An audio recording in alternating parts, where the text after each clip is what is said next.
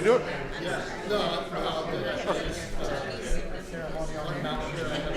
No, just keep using this link. I will sit up here. Okay. Let me grab my phone and look go from the website. No one sits in this.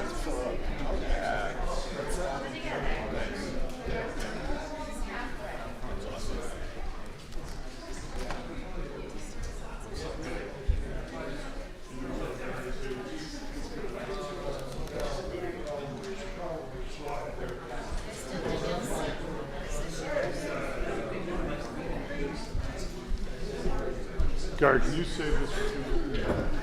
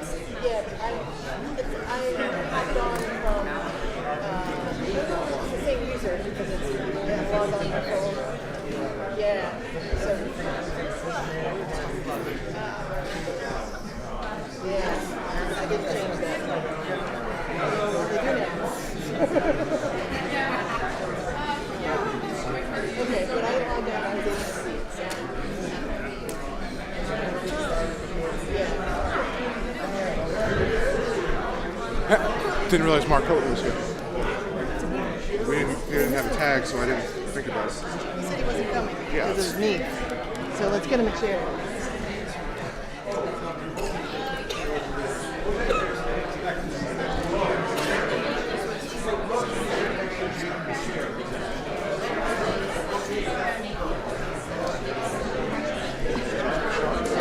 How are you?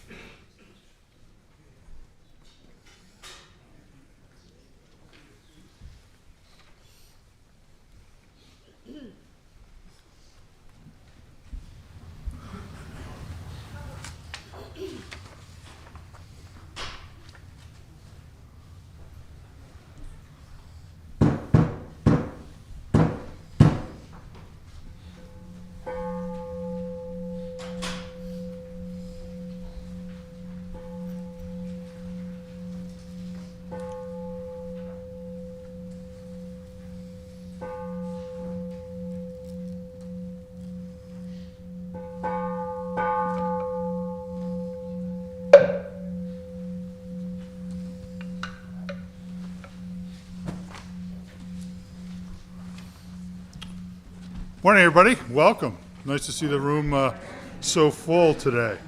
Welcome to the Buddha's Enlightenment Day ceremony. We will begin with an opening speech by Kwan Hang Sunim, Jito Pop Sunim.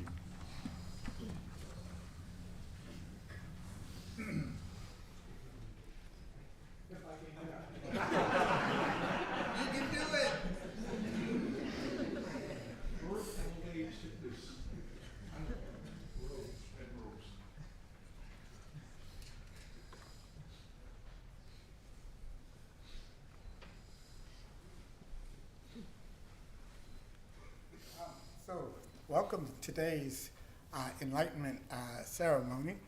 And one of the things I know about the Buddha is that he was a radical innovator of meditation. So this sounds sounds a little strange, but in his day of meditation, meditation was kind of used as a way of escape. And so when he started practicing, he practiced with the greatest masters of the time. But as he practiced with them, he found out that the practice that they were doing didn't take away suffering. It didn't do anything with the three poisons, anger, greed, and ignorance. So he sat down and looked inside and tried a new method of inquiry. And that method, and that got him enlightenment. And this enlightenment was a different style. Enlightenment was a path of awakening that puts you on a path of awakening, as opposed to as a technique of escape.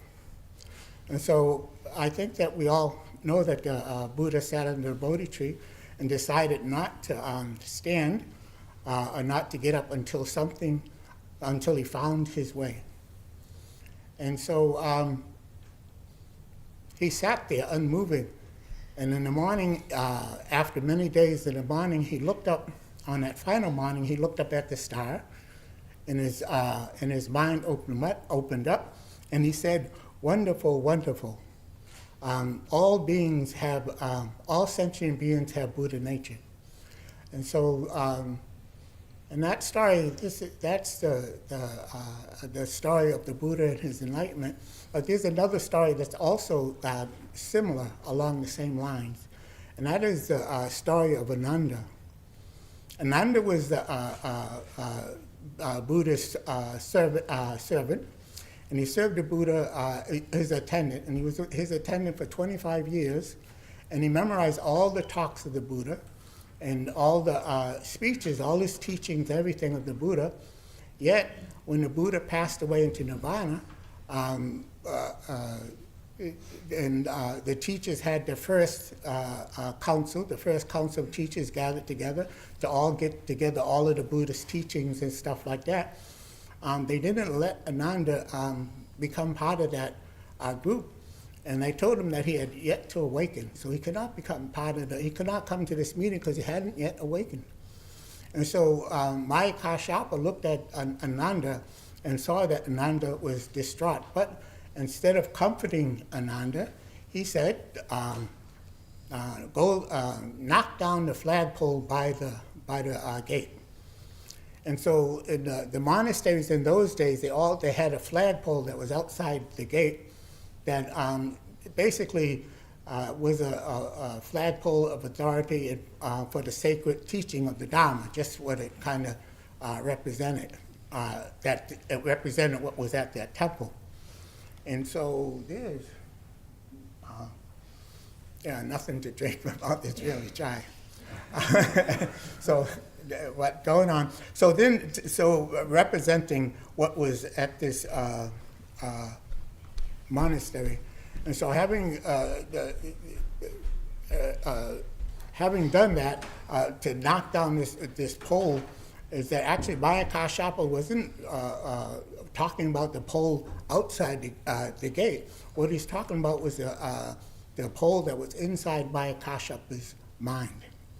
That subtle self that was inside his mind. That's what the pole that he had to knock down. So what Ananda did is he did a vow just like the Buddha's vow. He decided that he wasn't going to get up until his mind opened up, until he was awakened. And so for 7 days he didn't sit down, he didn't lie down, and he and he stood unmoving. And, okay, thank you.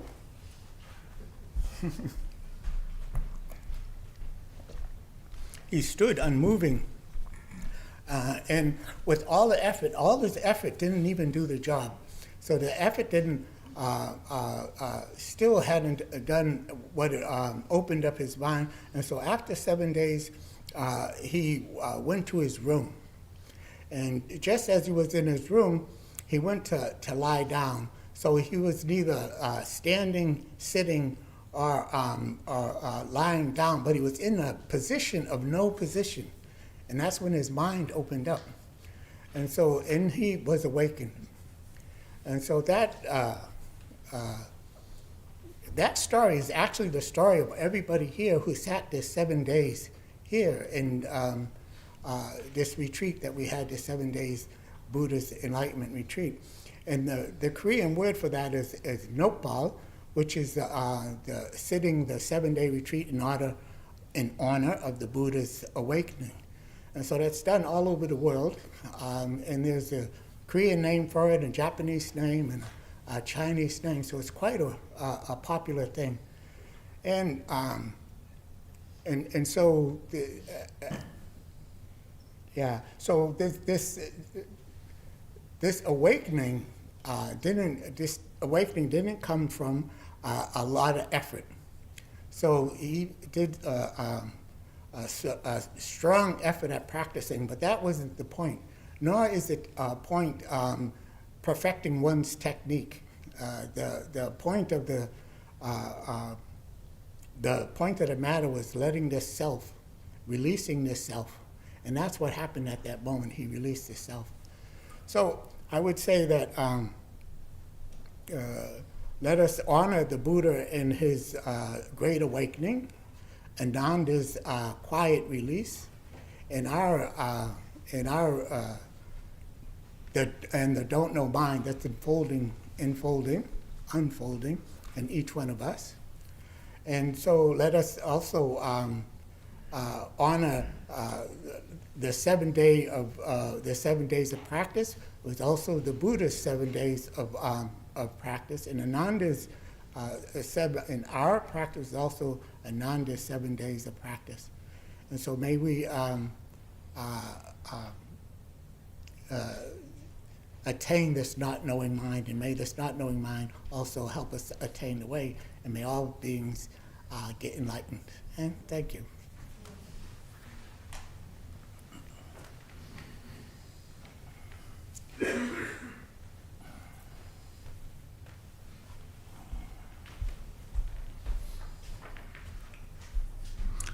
Thank you, Sanim. Can we all please stand for the threefold refuge?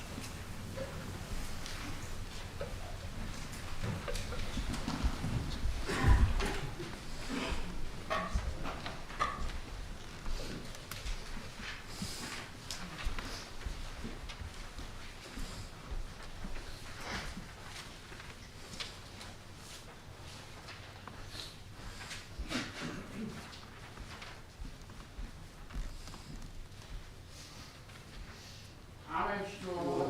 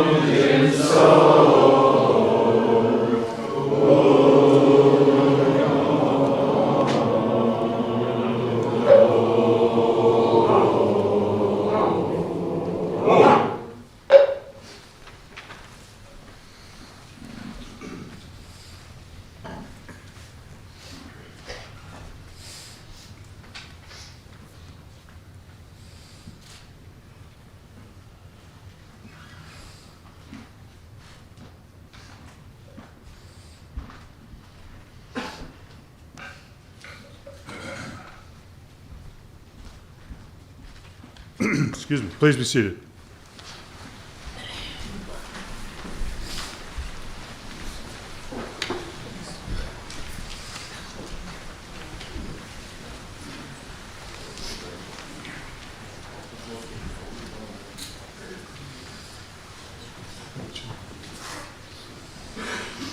So next up is the offering of the flowers to the Buddha, which have already appeared. And then next we'll have 3 minutes meditation.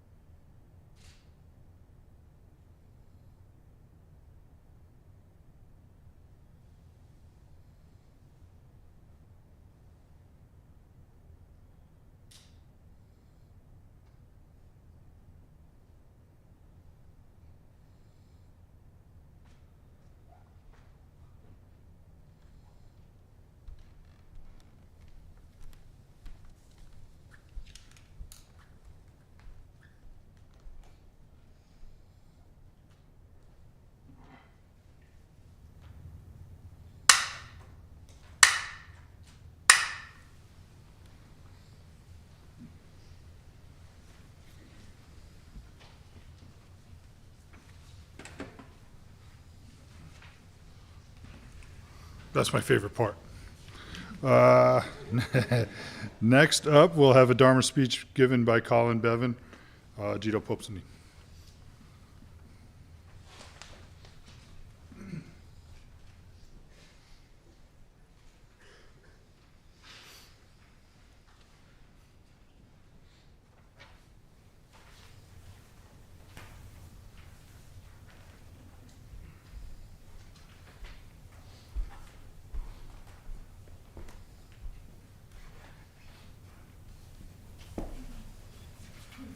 I wonder if someone would mind also getting me a drink of water, please.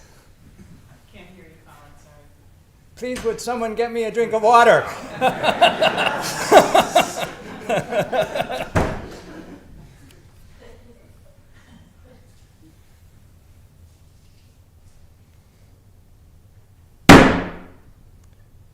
Twinkle, twinkle, little star, how I wonder what you are. Everybody wonders, what am I?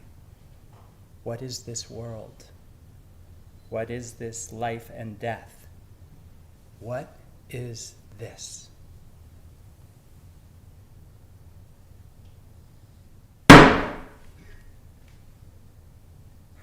Up above the world so high, like a diamond in the sky. But if you wonder and you make ideas like up above the world, or like a diamond, like philosophy, like religion, like science, then you lose your star, because true wondering has no answer. What is this?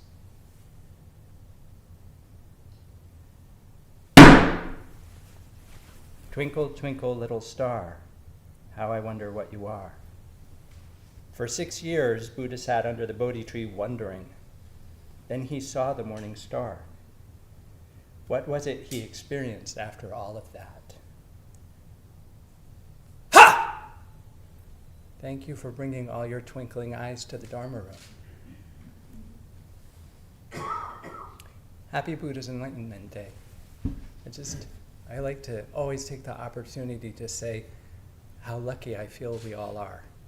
Because to have a great question in the world by yourself is so lonely. And that we get to be together here and hold our question together is wonderful. So I feel we're so lucky to have found each other. I'm going to tell a little bit about my version of the Buddha's Enlightenment story. And what interests me about the story is the mythology. And by the mythology, I mean the way the Buddha story tells the story of all of us. Tells the story of our suffering and our wondering and our finding. So as the story goes, Siddhartha Gautama was born in the 5th century before the Common Era, and the prophets told his father, thank you so much, Keith, the prophets told his father that Siddhartha would either turn out to be a great spiritual teacher or a king, or a great king, and his father wanted him to become a great king. And so to protect him so he thought if he just protected him from suffering, then the great question wouldn't arise in his mind, and he wouldn't have to become a spiritual seeker. So he made everything in the palace just pleasant and wonderful and fun. And Siddhartha had everything he could possibly want, and nothing that he didn't want. And everything was beautiful and fun, and just like the life of all of us want. Except that Buddha actually had everything he wanted, and yet still some dis-ease appeared in him, some big question. There must be something more. Must be something more than endless pleasure. I've certainly had moments like that. I wonder if you have too, when everything is good, but first of all, you become overwhelmed by a worry that everything that is good that you have will go away. And second of all, that everything that's good that you have isn't quite all of it, isn't quite it. And so this is, for me, the first point where the Buddha story reflects the human experience, because he had everything, and yet he wanted to sneak outside the palace. Even when you have everything, still this question appears, what am I? What is this? So Buddha snuck out of the palace, And first he saw a sick person, and then he saw an old person. He'd never seen these things before. So first a sick person, then an old person, and then a dead person. And he said to his attendant, "What is this?" And the attendant said, "A sick person, an old person, a dead person." Buddha said, "Who does that happen to?" And the attendant says, "Everybody." And Siddhartha said, "Even me?" And the attendant said, "Yes, that's going to happen to you too." And that's a little bit like when we first come to practice, like when we first finally start to embrace wondering. I know some of us sit, right, with this big question, what am I? And then sooner or later, and then don't know, and then sooner or later, the bottom kind of falls out. And suddenly you realize it feels like there's nothing to hold you up. Like we're completely insecure. And we want to go back to the palace of ignorance, but once you've seen it, you can't unsee it. So there's no going back to the palace of ignorance. But by the way, this old age and sickness and death, it's the suffering of life, but it's also part of the richness of life. So then Buddha also encountered a wandering ascetic, and the wandering ascetic seemed to be trying to figure all of this out. And Buddha thought, maybe there's an answer. Maybe I could find an answer. Maybe there's a way out. That's an interesting idea, because suppose sickness, old age, and death are really part of the richness of life. Do we really actually want a way out? That's another thing to wonder about. What if we forgive our lives? What if we forgive all the people and all the things in it? To forgive means not to judge. Not to judge means not to know. So what if, instead of trying to get rid of suffering and richness, we just don't make suffering and richness? Don't know. Another thing to wonder about. So Buddha abandoned his princely life,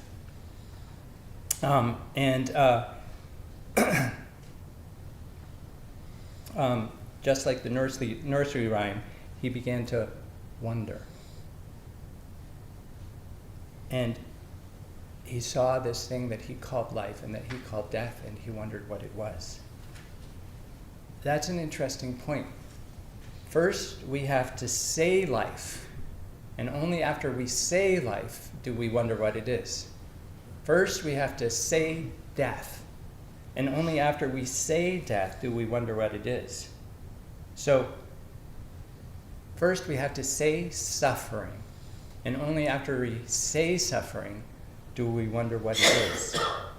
So, what if we don't make life? What if we don't make death? What if we don't make suffering? That's another thing to wonder about. So Buddha went on a search, and first he found a bunch of teachers. And they taught him different techniques and different religions and different philosophies. I don't know about you, but that was kind of like my practice too, like this emptiness, the bottom fell out of don't know. It scared me. And so I wanted explanations. And explanations are like religions and religions and sciences and philosophies. And I wanted to know, okay, I'm going to die, but what's going to happen after I die? Or I'm going to be sick, but what's the meaning of my sickness? And so I created some stories in my mind to support the insecurity that I had. I actually used the stories to take away the fundamental insecurity. But just as a star is not a diamond in the sky, so life is not contained in the words used to explain it. Even when we use words to explain life, our explanations break down. A child dies. A war breaks out. Questions about our explanations begin to appear.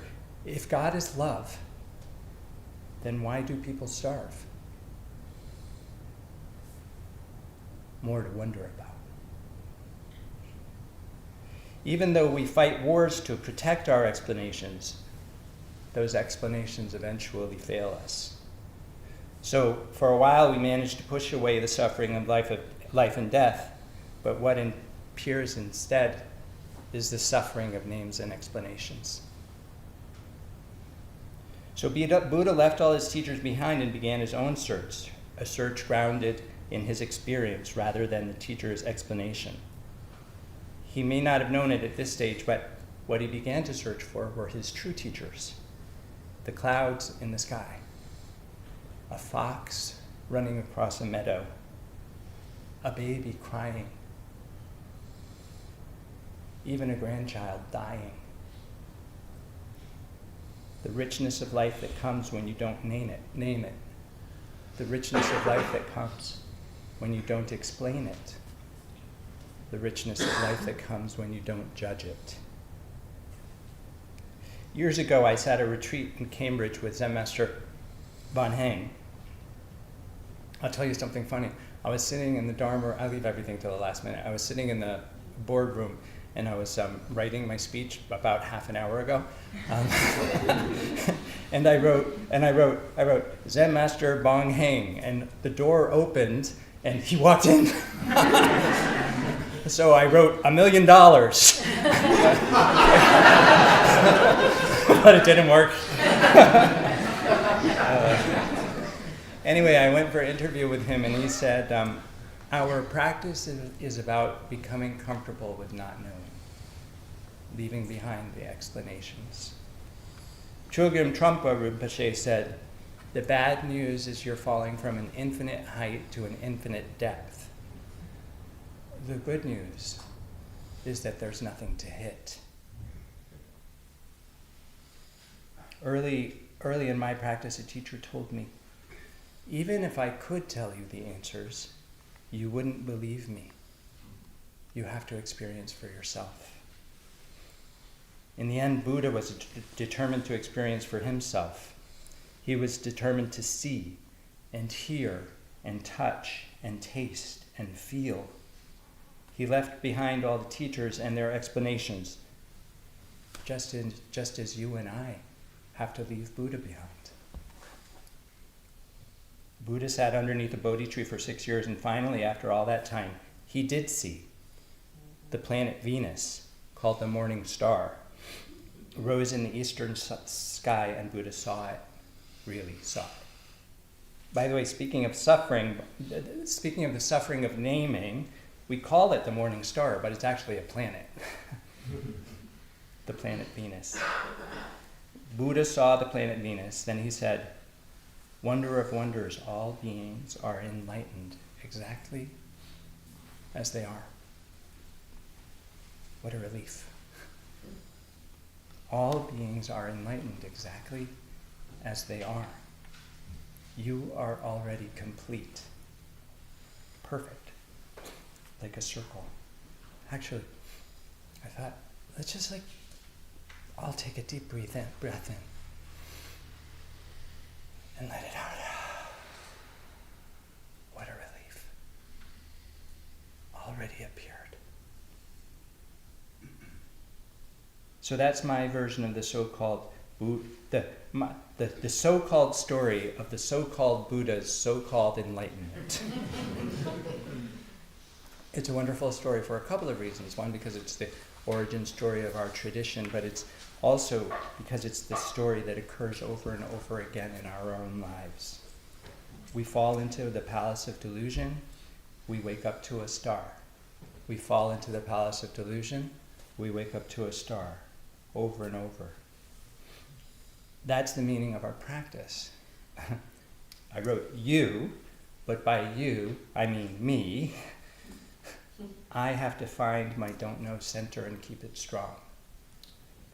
Slowly, slowly we stop. We keep returning to our don't know center, this center that we have that's before our judgments and our opinions, the place from which we just see and hear and taste and smell, just like Buddha, right?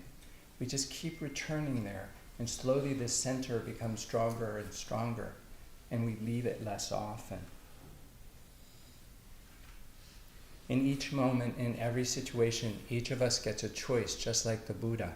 Will I be a king, or will I be a spiritual leader? That means we get to take the path of judgment, or we get to take the path of faith in not knowing. The great way is not difficult, just put down good and bad.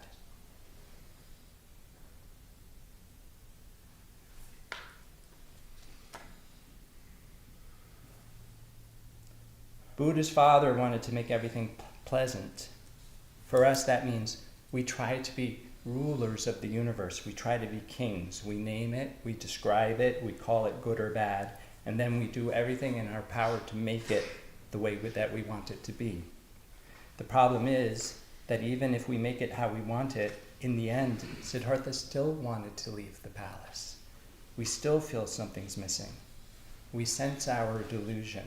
We sense that we are in what the Christians would call sin or separation.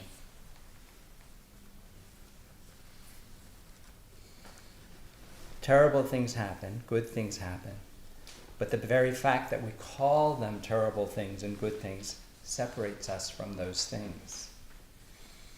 We wilt like a plant with no water. We become spiritually dead. We feel separate and scared of what will happen to us. We feel alone. And then there's the other path. Not to try to be the king, but to take the path of the spiritual leader. Not to try to control things, but instead to try to understand them as they are, to understand ourselves as we are. By understanding, we don't mean explaining, we mean moment by moment understanding, which means experiencing, seeing, hearing, touching, tasting. When we understand things as they are, we experience them as they are. When we don't say life, death, sickness, old age, death, when we just reflect, then we understand our correct situation, relationship, and function. When sickness comes, only sick. When old age comes, only old age. When death comes, only death.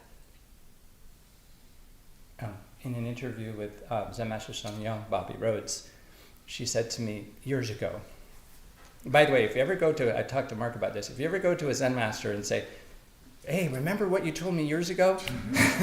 Like, no. Mark just told me a story where somebody came up to him and said that. He said, not only do I not remember saying that, I don't agree with it.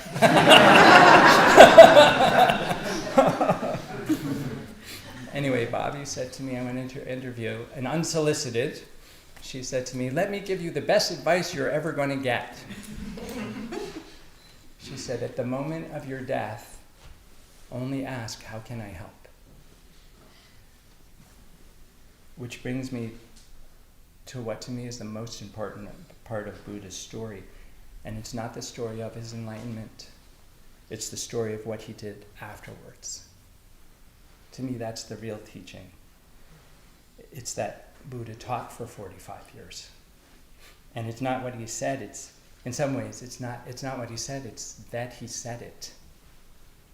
It's not what we say, it's why we say it. How may I help you? He could have gone to nirvana, but instead he stayed to help. I think of it like this. You know when you're young and you take the thermometer and you put it by the light bulb to make yourself have a fever, and you show your mom, and so you get to stay home from school, and then your mom goes to work, and you get to go to the playground, so you sneak out to the playground, but there's nobody there but you.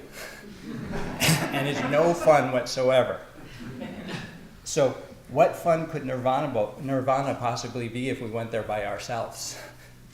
We have to help everybody else to get there for it to be any fun. In fact, this is the point. Nirvana is no fun if your friends, your family, strangers, and your enemies are not there. And that's the point. Your friends, your family, strangers, and your enemies are already right here. Nirvana already appeared. We did it. And since we did it, we don't need anything. And since we don't need anything, we might as well just help everybody else realize that they're already here too. First get enlightenment, then help all beings. We don't need the teachings of Buddha, and we don't need the teachings of Jesus, and we don't need the teachings of Moses, and we don't need the teachings of Muhammad.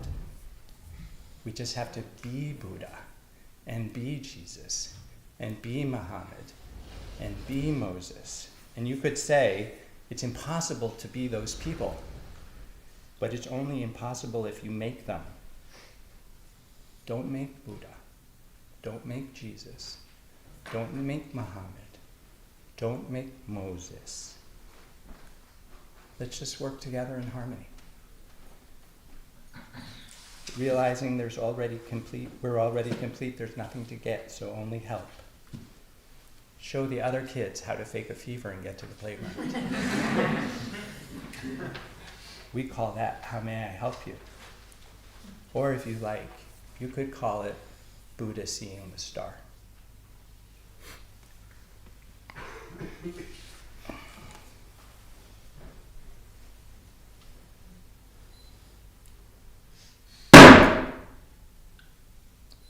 You are the star is you.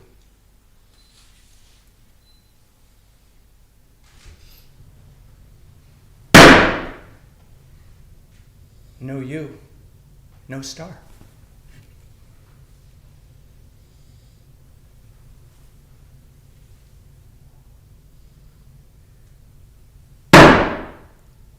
Star is star, you are you.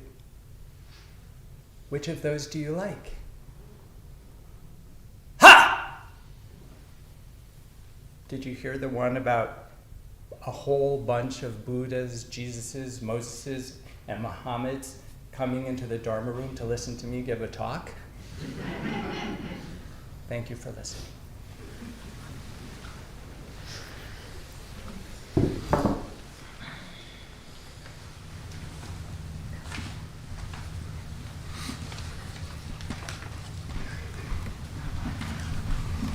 Thank you, Colin.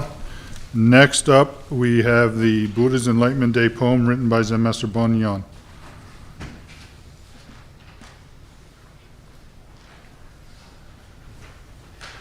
you have a copy of it?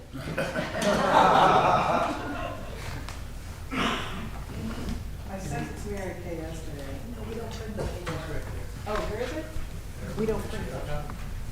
I might remember it. Does it serve you for a little star? You know what? It's on my phone, Mary Kay. I'll grab it.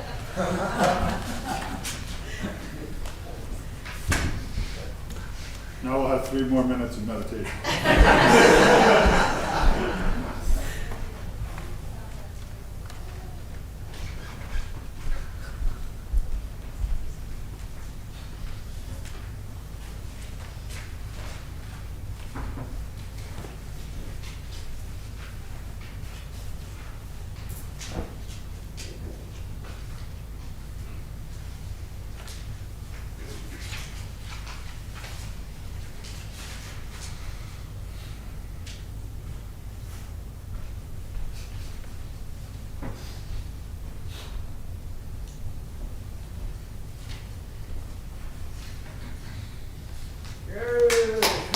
Thank God for electronics. 270 reigns.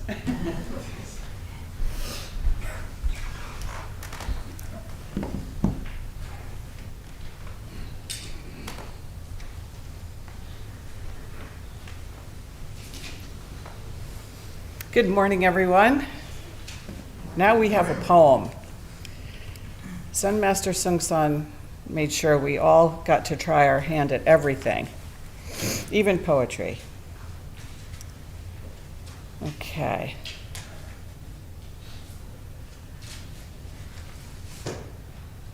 Great question. What is this? Great faith. 6 dusty years under the Bodhi tree. Birds take up residence. Spiders crawl and weave their sticky webs. Only go straight, don't know.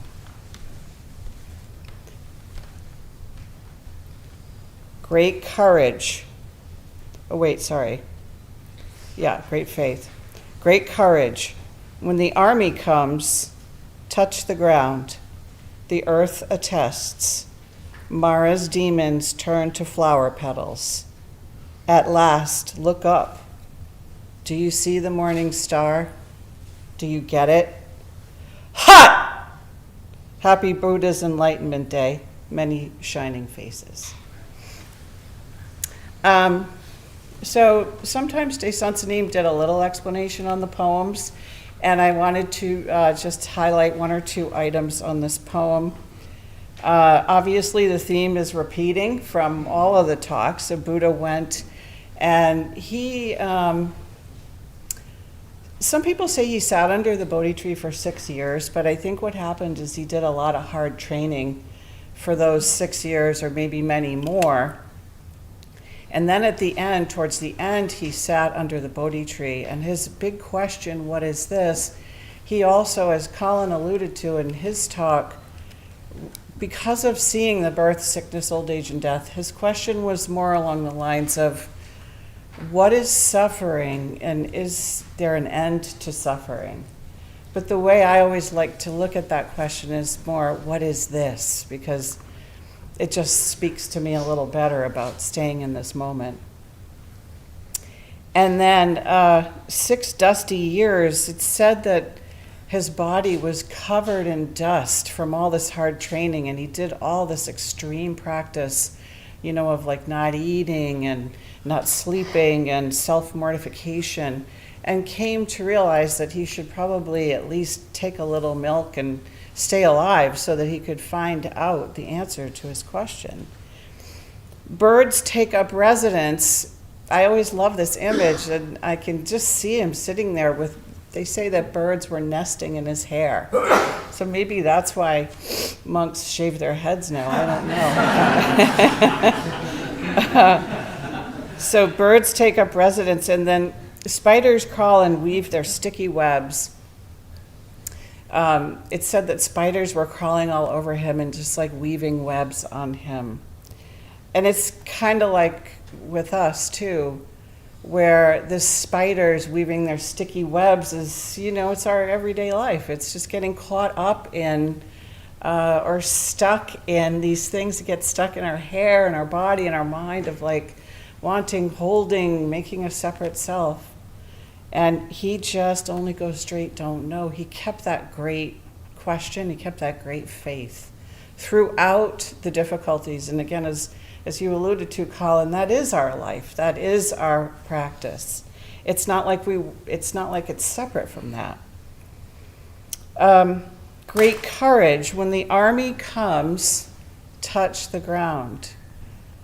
The army, again, is... it's said that final evening, there was an army of really extra difficult karma that came his way. And Buddha, that was Mara's army, and Buddha touched the earth. And it's said that the earth, the impartial judge, you know, attested to the Buddha's merit. And that actually the earth goddess, her hair was full of water from all of his merit, from all of his lifetimes. And she wrung out her hair and flooded the whole area, and Mara was vanquished. So all of these demons turn into flower petals. And, you know, that's so true. We have the symbol of our practice is the lotus coming out of the mud. Right? So you get this beautiful flower that emerges from that murky karma, or that sludge that we as human beings, you know, live with. At last, look up. Do you see the morning star? Do you get it? You know, and this is the beauty of this teaching, is that it's not somebody a long time ago who can look up and see a star. We have the same stars, we have the same eyes, so we too can do that. So happy Buddha's Enlightenment Day to all of you. Thank you so much for coming.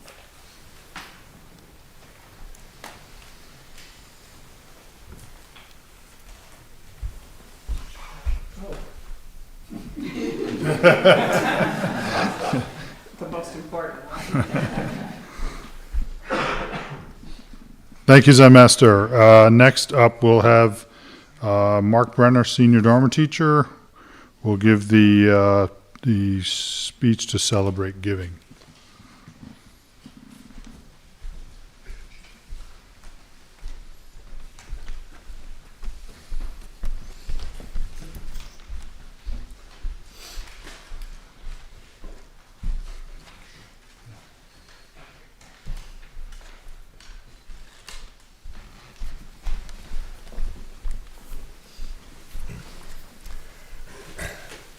Good morning.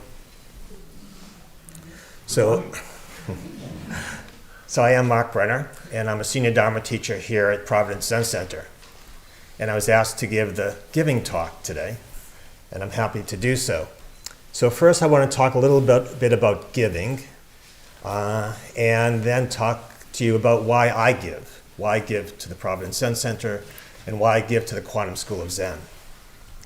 So first, a little bit about this giving ceremony. So this giving ceremony comes from this Buddhist concept of dana. And dana is this word from Sanskrit which means generosity. So as we've heard from our teachers, Buddhism is around generosity, about giving, about helping this world. So there's this thing called the paramitas. And so the first paramita is called the dana paramita. Paramitas are perfections, so things we want to help do. And so these perfections, so this generosity, dana paramita, generosity, there are three parts. So the first is this giving of material goods, this giving of money, this giving of help. The second is this giving, the concept of giving of protection, of giving from protection from fear, which is really creating a sense of safety. And the third is giving of the Dharma, giving of the teachings. So that's what we're here to do in this ceremony, is to give. I'm actually a mental health clinician, and I volunteer for the Red Cross. And there's a saying among Red Cross volunteers that the Red Cross will take your money, the Red Cross will take your time, and the Red Cross will take your blood. So we're not here to talk about the blood piece. But if you want to give blood, I know a place that you can do that. So I want to talk a little bit about why I give. And it goes back to really the first day that I went to a Zen center. And so maybe today is your first day at a Zen center. And if it is, welcome. I'm glad you're here. So my first day was actually in 1988, the summer of 88. I saw this little ad in the paper because we didn't have the computers back then. So it's an alternative paper, and it says, you want to learn about Zen. And I thought, I think I'd like to do that. And so I came here actually into this room. And my first teacher was Bobby Rhodes. She was leading that workshop. And so we learned about our practices. We learned about sitting. We learned about bowing and chanting. And then also, Wudang's name, Zen Master Subang, was actually sitting Kilche. He was leading Kilche that summer. And he was a master storyteller, so he came down and told us Buddhist stories. And I was also introduced to Kongan practice. And that stuck with me. And this ability to see clearly, to hear clearly, to think clearly, to respond to the moment really stuck. And then also this idea of don't know mind. So for me, who wants to know, this was the antidote. I'd found, in a sense, the antidote to knowing, which is don't know. And I've been very privileged, I've been very fortunate to be able to travel to different Zen centers within our lineage. I actually spent 9 months in Hong Kong, living in Hong Kong, and also practicing at the Subong Zen Monastery with this Hong Kong Sangha. And what I've found as I've traveled from different Sanghas is the practices may be a little bit different. In Hong Kong, they sit for much longer. I remember my first time sitting, and the stick went by, and I thought, this is a long time. Because their sitting period was an hour long. And it was quite interesting. And then I actually I've been to Empty Gate Zen Center in Berkeley. They have a more laid back practice to morning practice. Instead of starting at 4:30, they start more like at 6, which is actually quite good if you're not an early riser. But what's been helpful is that each place I go to, I went to Tel Aviv when I was in Israel, went to the Tel Aviv Zen Center years ago, and the Heart Sutra was in Hebrew because it's always done in the language of the country. But what I found is the same quality, the same friendliness, the same smiling faces, the same don't know mind, the same teaching, which reinforces what I've learned that first day and what I feel every time I come here. So I want to encourage you also to give. And, I give also because so much has been given to me, but also because so much has been given by others who came before us. We're sitting in this room because of those that came before us. We're sitting in the monastery because somebody came and they built that. We're here because of the people that came before us. And sometimes I do consulting interviews with new students, and they come because they feel the warmth, they feel the generosity, they feel the sense of really touching that floor, just feeling centered, and they like that and they come back. And so I give because they will be the beneficiaries of my giving, just as I've been the beneficiaries of those that came before us.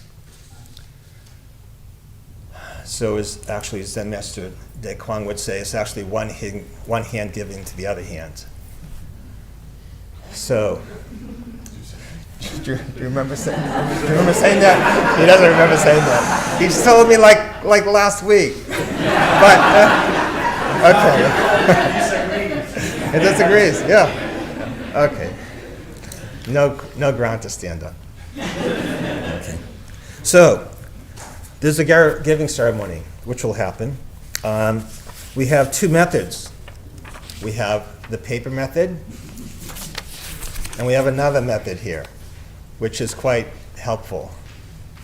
We're giving to the Quantum School of Zen of the Americas. The Quantum School has a fundraiser going on right now, which those of you members received information about. They're looking to raise $120,000. Colin, maybe you could write that again. 120, maybe it'll appear. Or a million. Try a million. It's going to appear today. Yes, yeah. Say thank you. So that's going to appear. Maybe not the whole thing today, but maybe a really good dent. So please take out your pledge cards here, or if not, you can stay in your seat and actually scan. They'll be chanting, and while people are chanting, people will be coming up and putting the envelopes in boxes on either side here. The last thing I want to mention is that Zen Master Sung Young had mentioned that what she recommends is that people think about the amount that you want to give, and then just give a little bit more. So I'll leave you with that. So thank you all. Thank you for being here, and thank you for your smiling faces.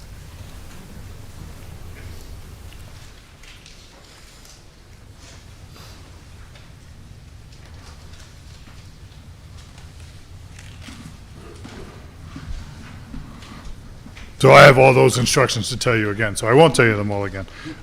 During the chanting, you'll have an opportunity to donate to Quantum School. He's already gone over the forms and the various ways of doing that.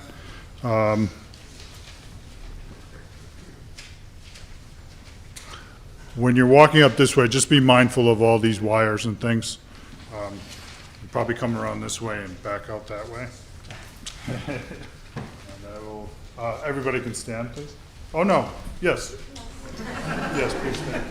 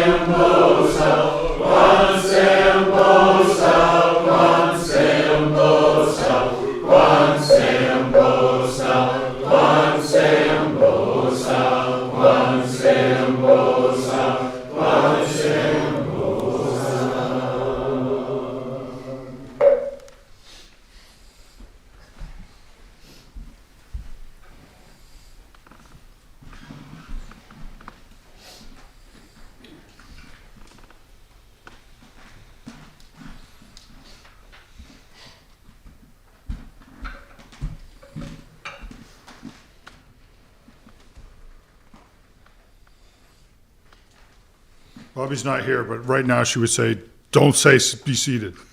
So we'll just do closing announcements while we're standing. Oh, yes, thank you. Yep. All right.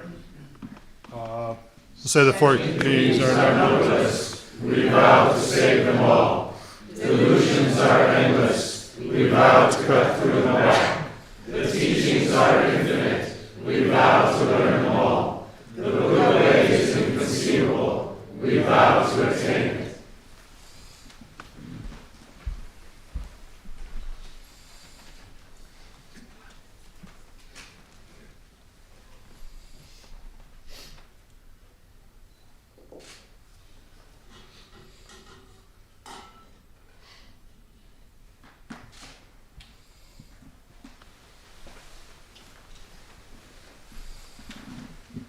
Now we'll have announcements. The Inca ceremony began 10 minutes ago at 10:30. if you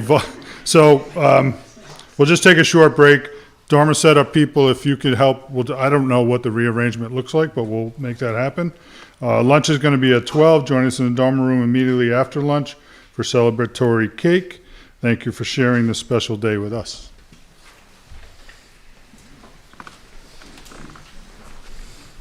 Should I hit a 10-minute late milk? Yeah.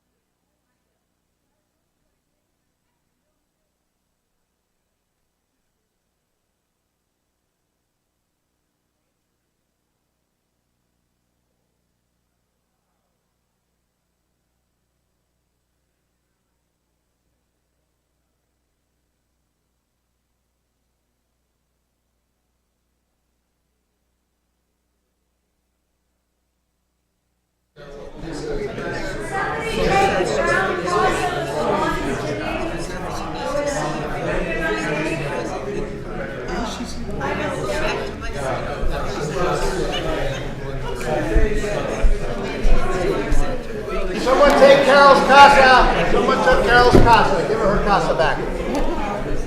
Right away.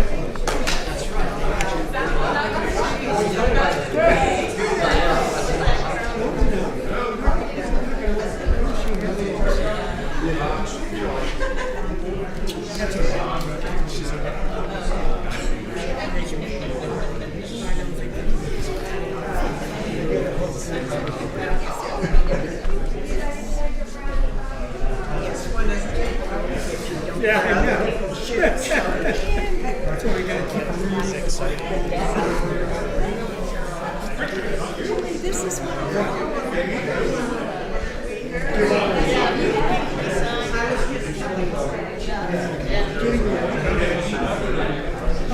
I don't even look at it. Nice to you come in. Security enchanted is packed with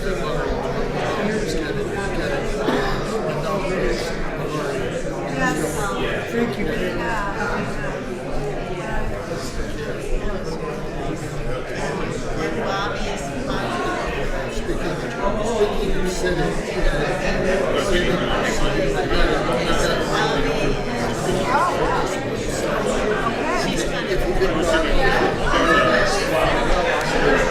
Oh, I see it perfect. How's the house?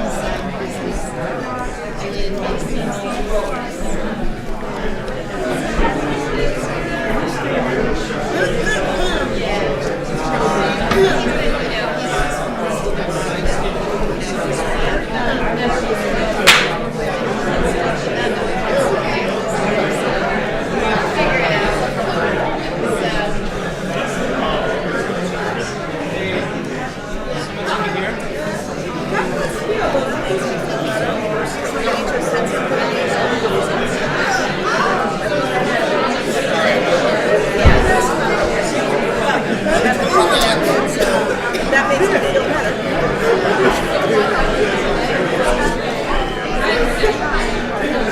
Well,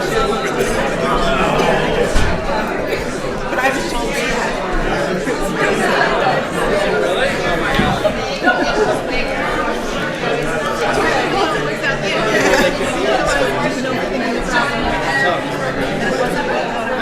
well, and I thought that I was actually getting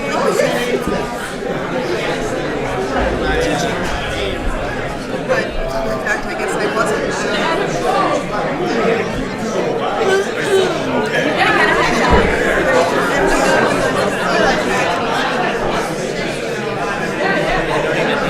People was asking me to there's a few slots open, so we When you see let's keep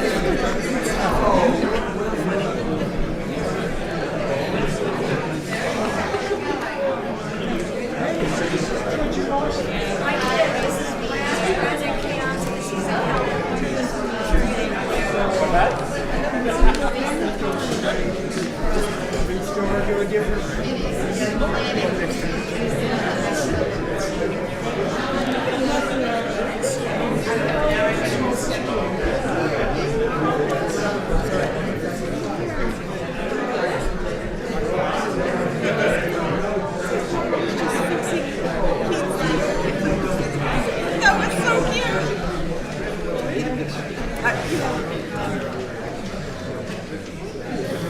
Hold on a seat, please.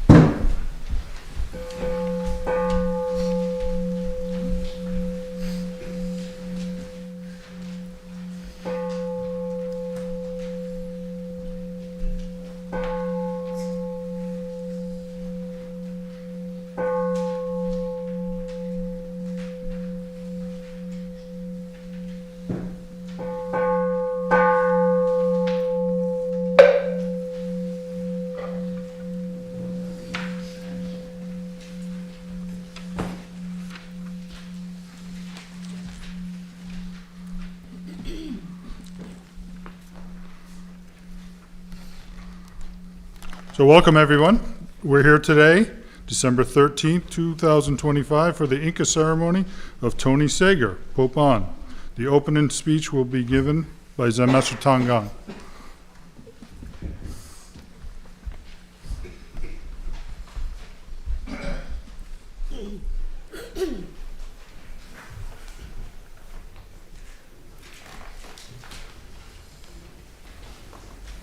And in this virtual era, we'll also add about to Zoom people. Good morning, everyone. Wow. So good to see you all. Full house. Yeah? So today is a special day, an Inca day, and we'll talk a little bit about that. So in Zen, we have this transmission business that goes all the way back to the Buddha, the flower, Mahakashapa, the smile. You can see, the lineage chart there. And as far as I understand, it was always private, even secret event where the student will go to the master's room to get this special transmission outside the scriptures. Like, for example, when the sixth patriarch, ancestor, went to see the fifth ancestor, Ogarin, went to his room in the middle of the night to get the transmission, the robes, the bowls. And then he ran away and hid for several years. Yeah. Tony, I don't think you have to do that, but you already moved to New Mexico, so you're halfway there. So I did a little research and I asked some of the teachers in the school about this process, and it's not clear as to why, what, or when this just one transmission became two things. Yeah. So in the Japanese tradition, you have the Denbo transmission first, which is a full authority to teach and transmit the Dharma. And then you get the title of sensei. Yeah. And that's kind of equivalent to our Jidopopsen. Then there's Inka Shomei, and that happens later to some people. And it's just a recognition of some type of realization and maturity of the practice. Mastery of Zen, if you will. Yeah? And then they get the honorific title of Roshi. Yeah? Sometimes they say, oh, the All Master. Yeah? But as far as I understand it, there's nothing, a special authority after that. In our tradition, we have Inka first, which is a full authority to teach, not to transmit. And then we have transmission. And Inca kind of means seal of approval. Yeah?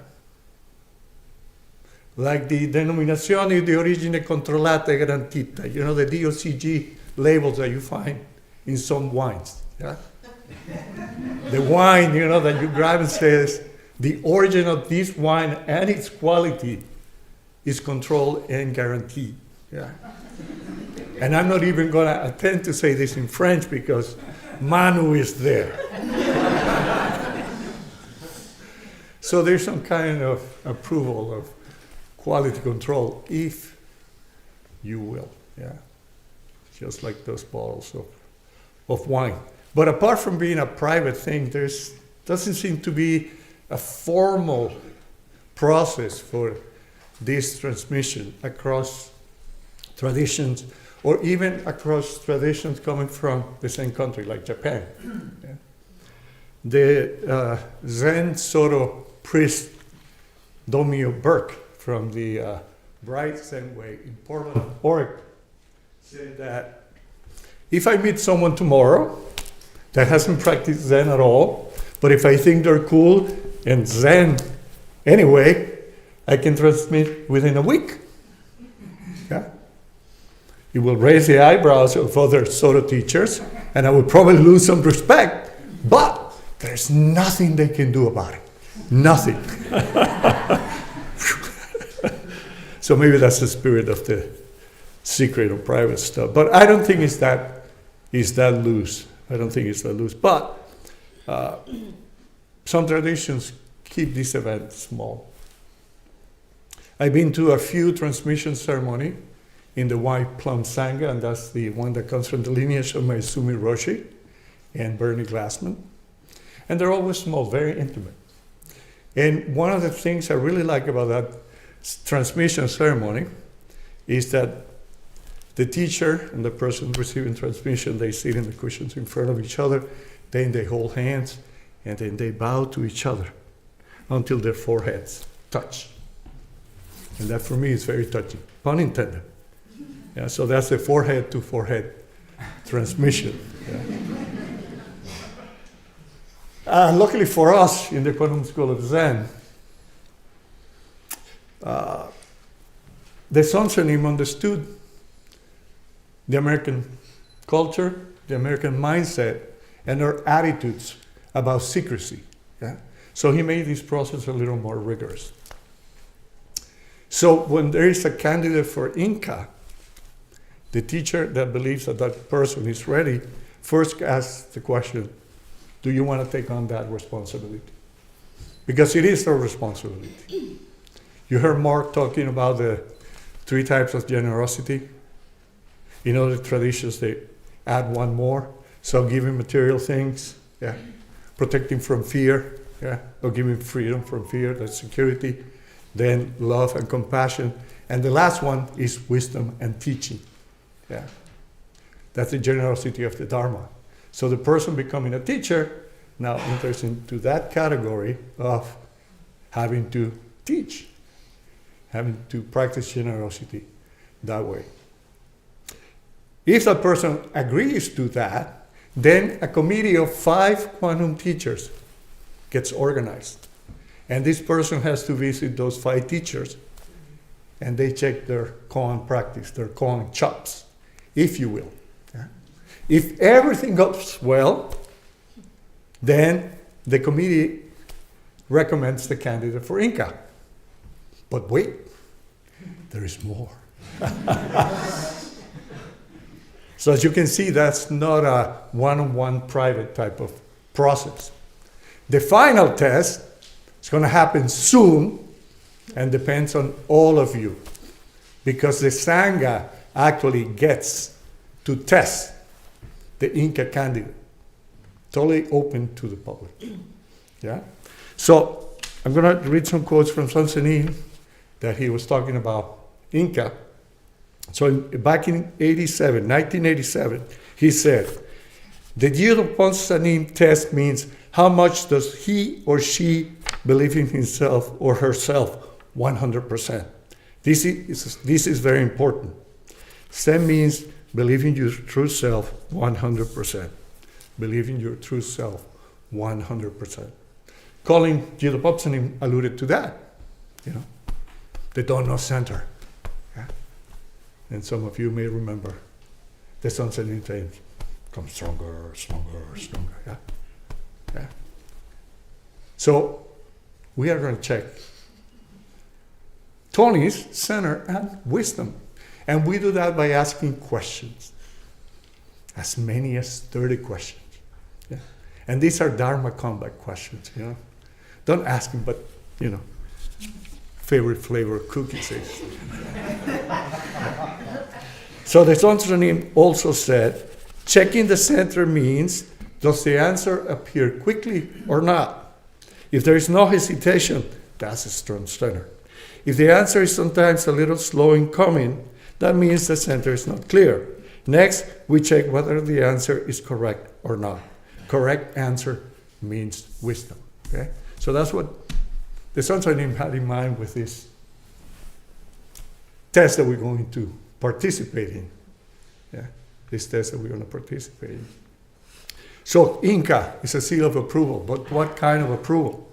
It's not just the koan practice that they have, but also how is their personal ongoing practice? How is their personal life? Do they have some type of clarity about their life situations?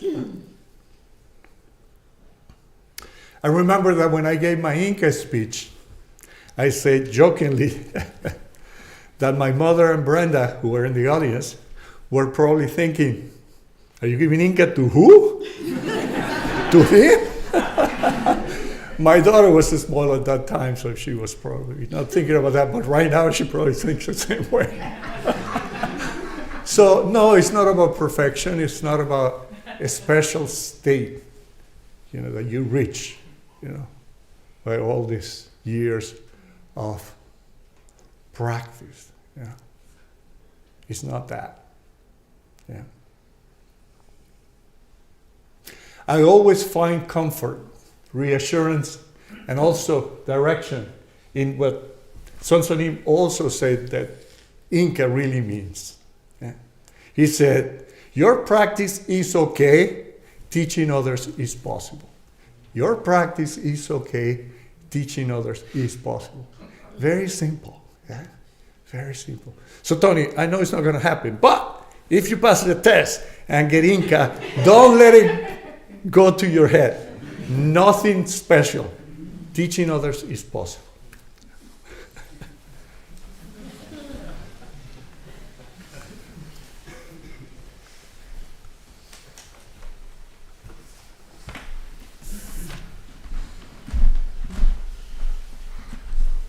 Thank you, Zen Master. So let's please stand for the threefold refuge.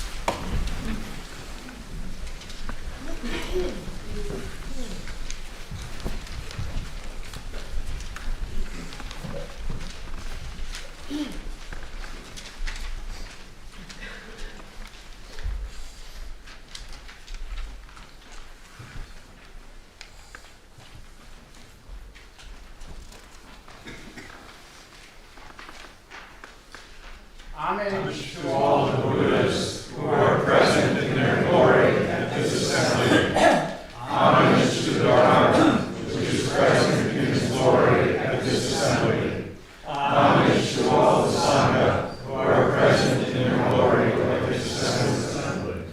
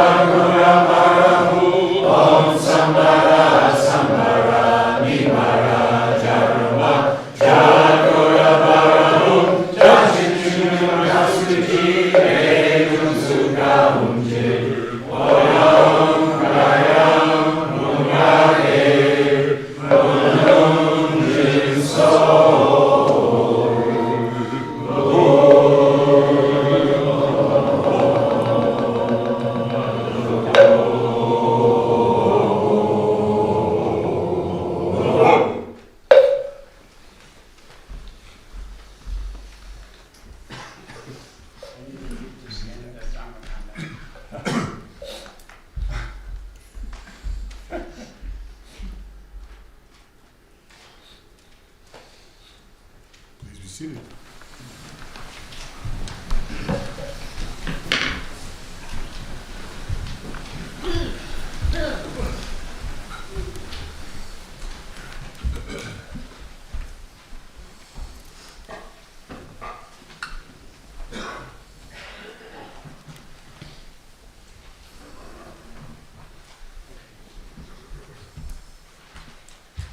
Before we have Dharma Karmbat, we'll have 3 minutes of meditation.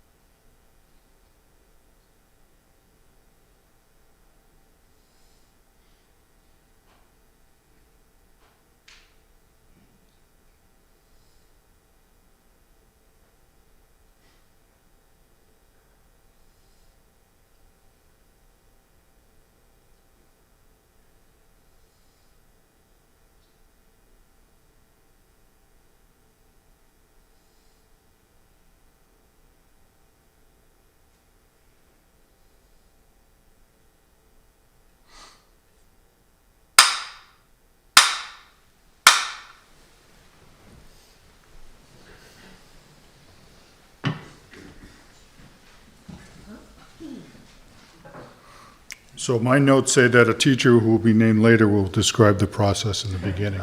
So I don't know who that is. Is there...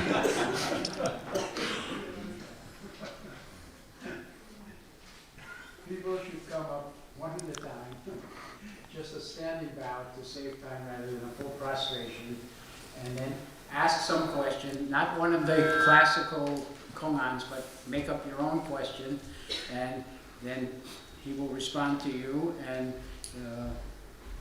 if you're satisfied, it'll be over. You say thank you for your teaching. Thank you for your teaching.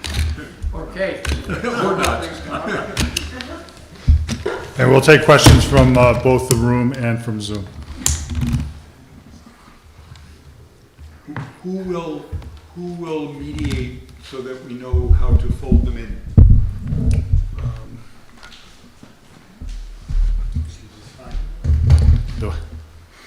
There'll be a Dharma combat to determine who goes next. There'll be a Dharma combat before. I think if someone on Zoom really wants to, participate, they should just speak up as the person leaves, I'd like to go next. Yeah, I was going to suggest when I was Sunim setting up, but if someone on Zoom, if you maybe raise your hand in the Zoom room if you'd like to ask a question, and we'll figure it out from there. Does that make sense, Sunim? Yes. Okay. Let the game begin. I think Don is starting off.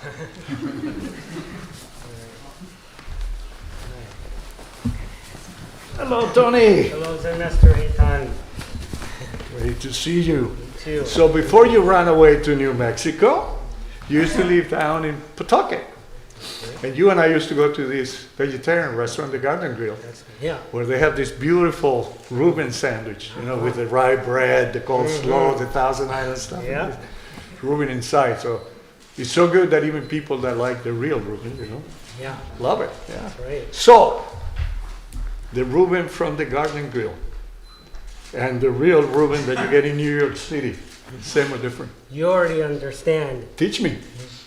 Delicious. Give me a piece. Please.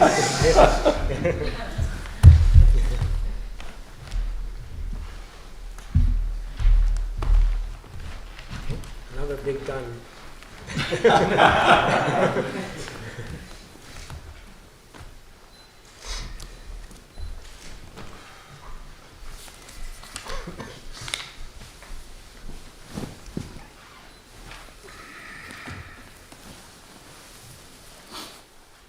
As we were leaving morning practice today, I was behind Zen Master Wukwang, who very inspiringly and perhaps valiantly is making his way with 2 canes and getting down the stairs very carefully. And we've been coming here for a long time, most of which he didn't need those. So I said, who would have thought? And he laughed, and he said, even without thinking. And then we both laughed. Now I realize I don't get it. What's so funny?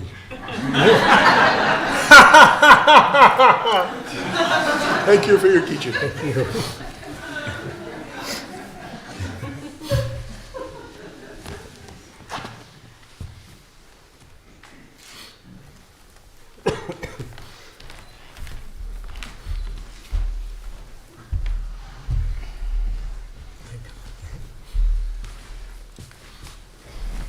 Hi, Tony. Hi, nice to see you. It's so good to see you there. Please, what question should I ask you? You already understand. But I ask you. Not that one.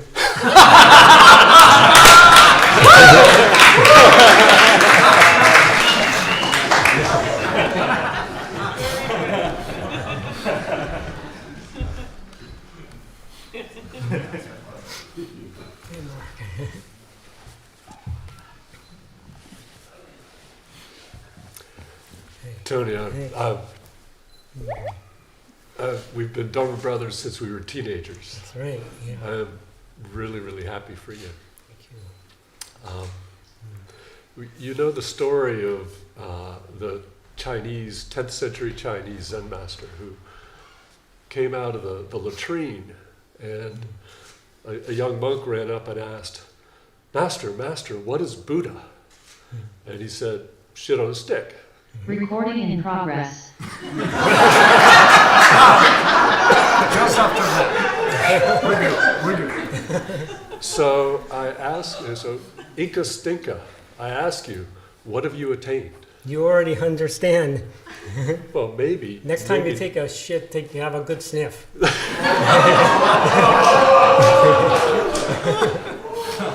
Thank you for your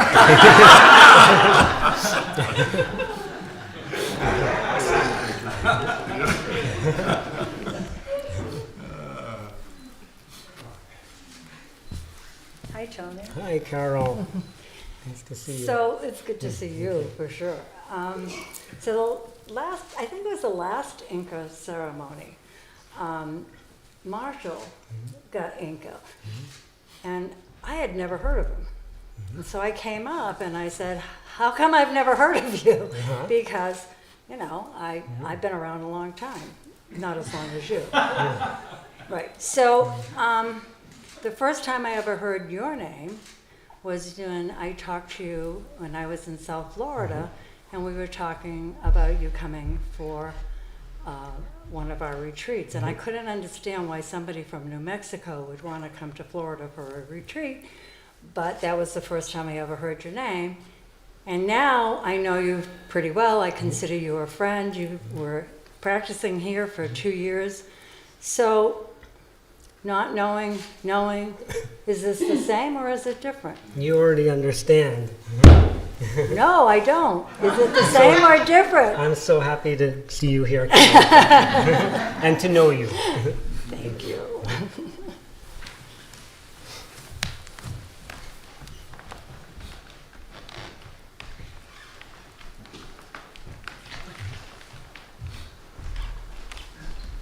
Hi, Manu. Hi, Tony.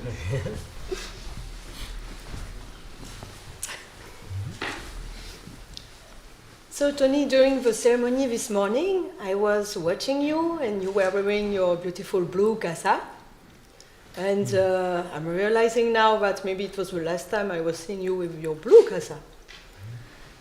So if all goes well, we will go from blue to red, like a swing state turning bad. So my question is, after all that, where will Tony's Bodhisattva casa go? You already understand. Please teach me. What may I do for you? Oh. Thank you, Tony.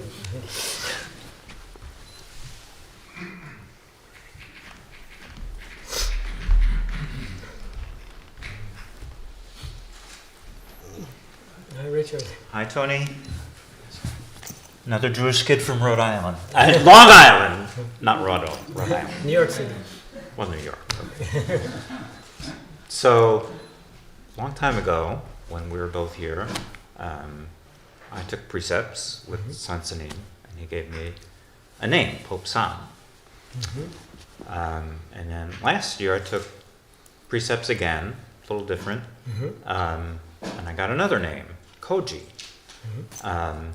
And a different casa, which I had to sew, which we didn't have to do, and almost killed me. So what's the deal? What's my? I'm rich. Am I Koji? Am I Pope San?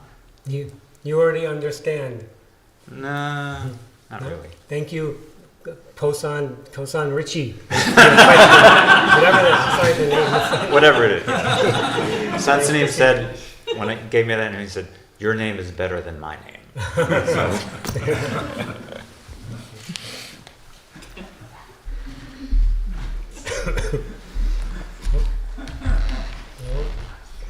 Trouble summon. Hi, sweetheart. So I have a more serious question. Okay. So in the midst of suffering, of dukkha, how do we find peace? You already understand. If I understood, I wouldn't ask the question. I love you.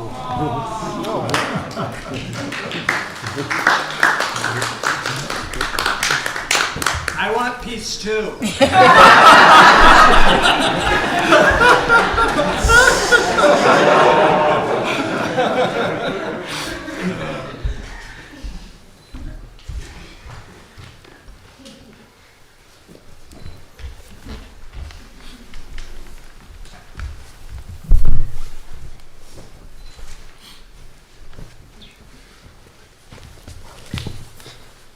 Hi.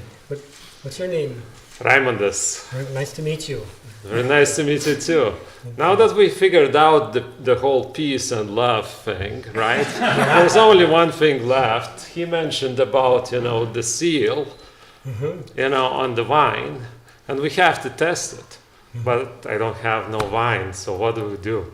You already understand. No, I don't. What are you doing right now? Oh, I'm looking for wine man. The seal's already appeared. Thank you very much.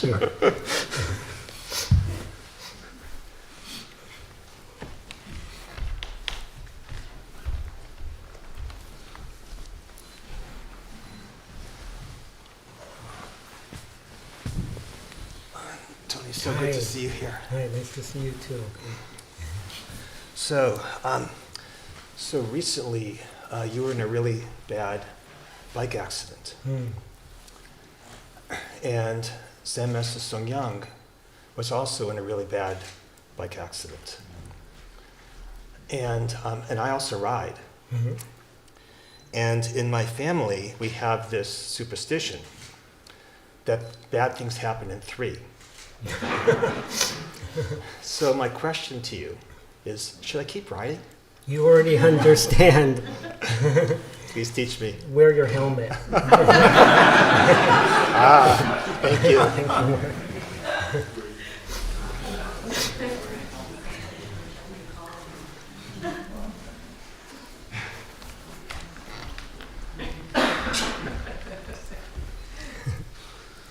Hi. Hi, Tony. Hi, nice to see you. Good to see you.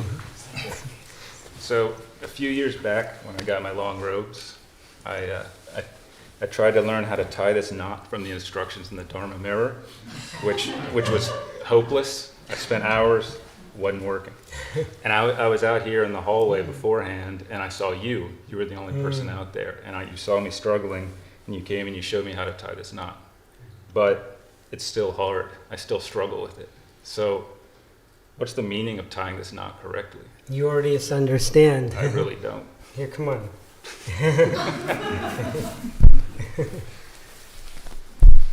Over.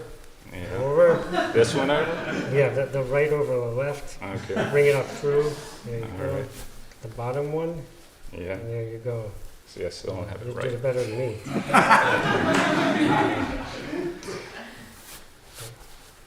Well, I'll I tie it in didn't a do it square right, knot but for now. I'll fix I didn't do it right, but I'll come talk to you after. Yeah, thank you. I appreciate that.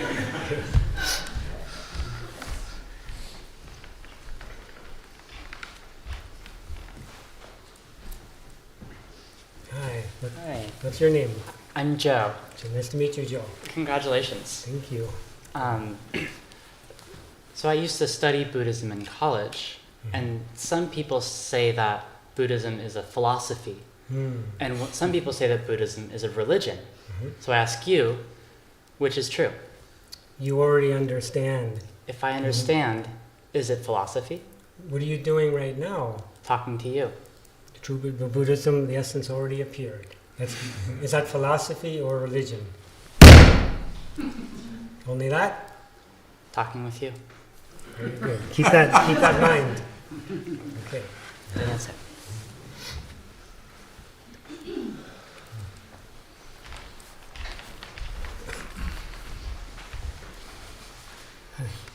Hi. Hello. What's your name? Serena. Serena, nice I to already meet know your name though because I do the membership services for Oh, Quantum okay. School of Zen, and I've seen your name a bunch. Oh, So thank you for your work. thank you. Thank you for what you do. My question for you is, why is it so hard now that I'm turning 33 next year? It's getting harder and harder for me to sit down on the cushions. Why is that? You already understand. I don't know, man. Oh Like, my God. oh, I know, right? Oh, Jesus Christ. Thank you.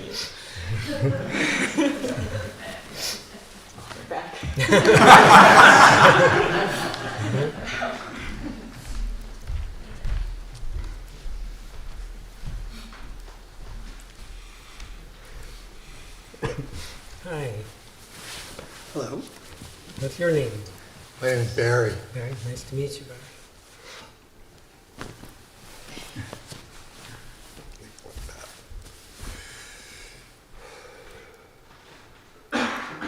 The Heart Sutra begins with a whole list of negation. It's not this, not that, not the other thing. Then the Heart Sutra gets to also no attainment with nothing to attain. But Zen Master Sung San said, you must attain. So, what is correct? You already understand. But I'm asking you. What color is the Recording floor? in progress. What color is the floor? Yeah. Congratulations on your attainment. Keep that.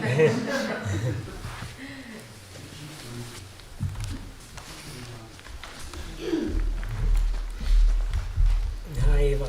Hi, Tony. So, I took precepts about a year ago, and you gave me the precepts burn. Yeah. And when I saw you coming, I thought, oh, this is going to be so easy, no problem. And then it really hurt. So I see you giving hugs to all these people. You know, you're supposed to help people. Why did you hurt me? I'm sorry. I didn't want to mean to hurt you. With that mark is your bodhisattva direction. Thank you for your teaching.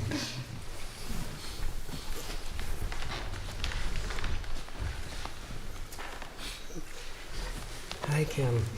Hi, Tony. Oh, I asked you this question once before. What's the sound of one hand clapping?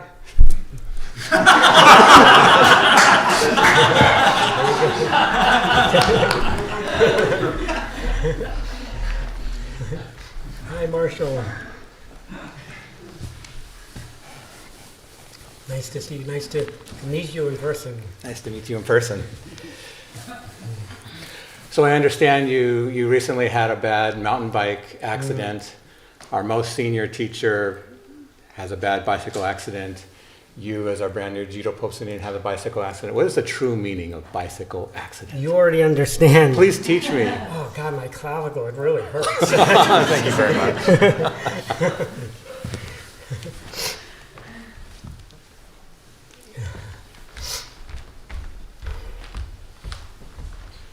Hi, Jesse.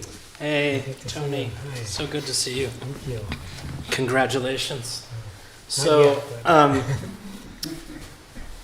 yet, one time, Zen Master Linji was leaving the Dharma hall, and a student came running up to him and said, "Zen Master, I have a question. What is it like to be a teacher?" And Linji Zen Master said, in Chinese, "Say it quickly, say it quickly."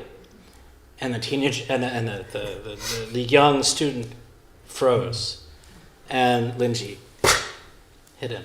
So now I get to ask you, what is it like to be a teacher?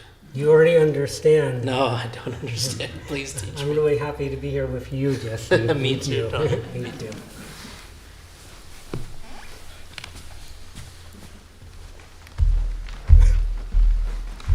Hi, Susan. Hi, Tony. Great to see you up here. Thank you. So, I have a question about Kongan practice. Lately, I find I'm just stuck. I can't get the answer. No matter what I do, I go in, I can't get the answer. And I'm getting discouraged, and it makes me avoid Kongan practice. So what can I do? You already understand. I'm asking you. Only don't know. Thank you.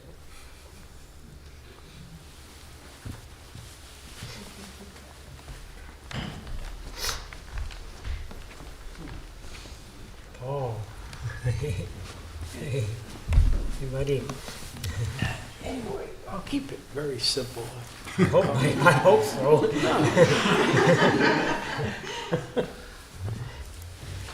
I know I don't understand, so please. Don't know help. what? I know I don't understand. But what is the answer, red or green? You already understand. No, I don't. Christmas. I knew that. That's in New Mexico. He's talking about red in New Mexico, famous for red and green chili. And so when you go to a restaurant, they'll often say, you want red or you want green? If you want both, to give you both, you say Christmas.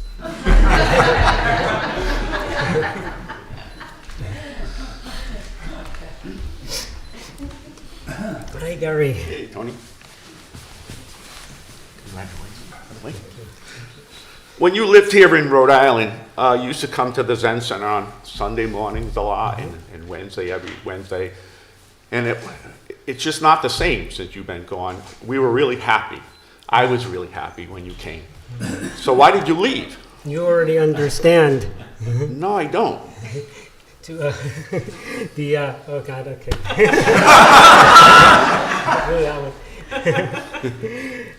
I'm so happy to be here with you right now. Do you at least promise to come and visit us now and then? Absolutely. Thank you. Okay, thank you.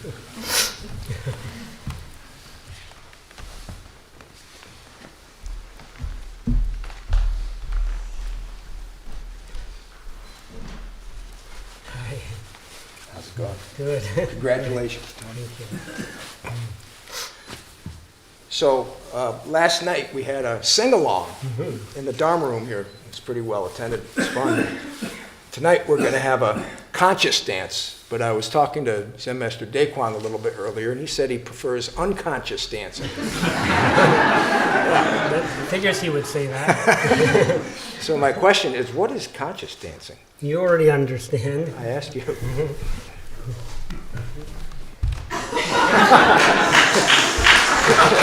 that conscious or unconscious?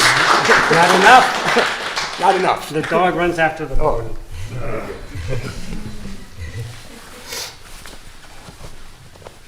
So we'll take any questions from Zoom now, if there are any.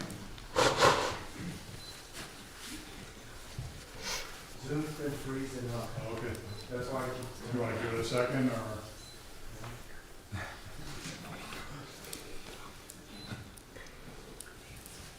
Or from here too, come on!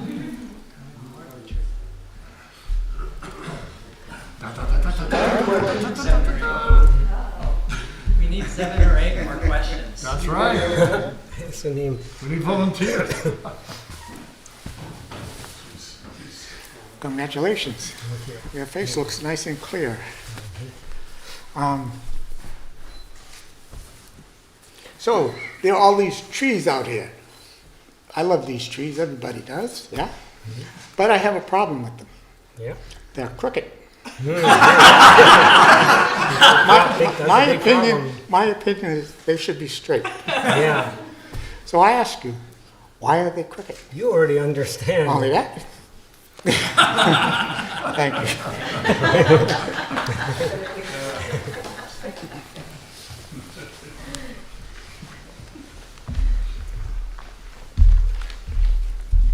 Hi. Hi, What's your name? Siobhan. Nice to meet you. Nice to meet you, Siobhan. I'm getting older now. Join the club. I keep trying to remember words when I'm speaking, and they just don't seem to come. I can't remember the words. Where do those words go? What did you just say?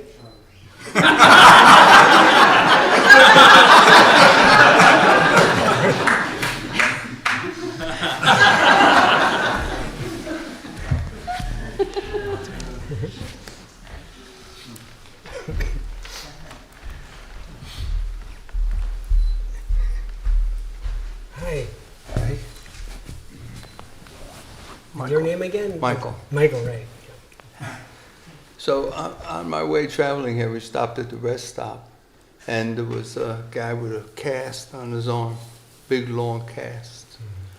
And sitting in this room, I noticed there's a cast of characters. What is your true character? You already understand. Show me. Nice to see you. Thank you. Thank you.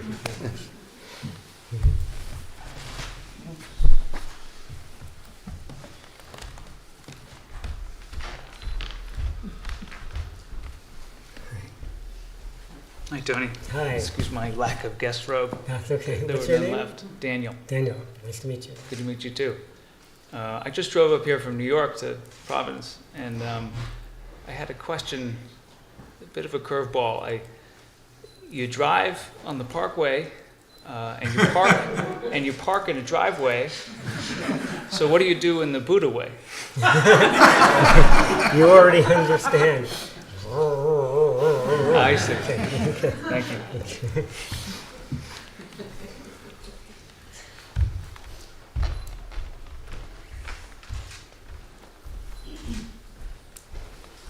My name is Jean. Hi, Jean. Nice to see you again. Nice to see you. Tony, are you attached to your family? You already understand. I ask you. I love you, Randy. Thank you.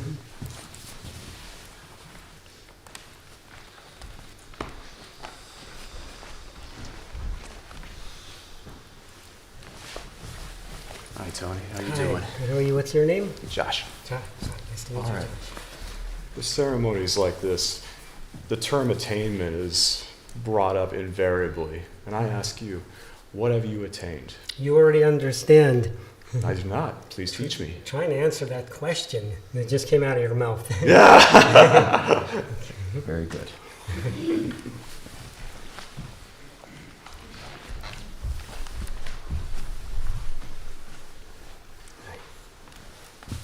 Good morning. Good morning. What's your name?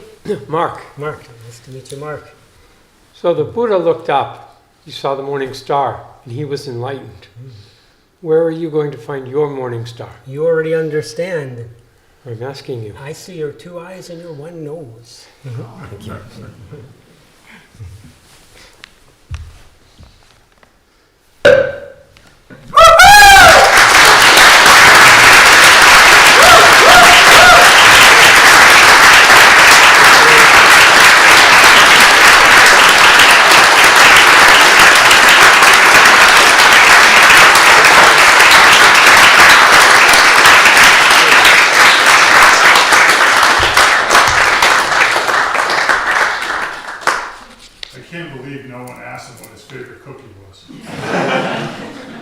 So at this point, we're going to take a short break. Those of you who have ceremony classes, you can put them back on. We're going to come back here in 10 minutes and have a short ceremony.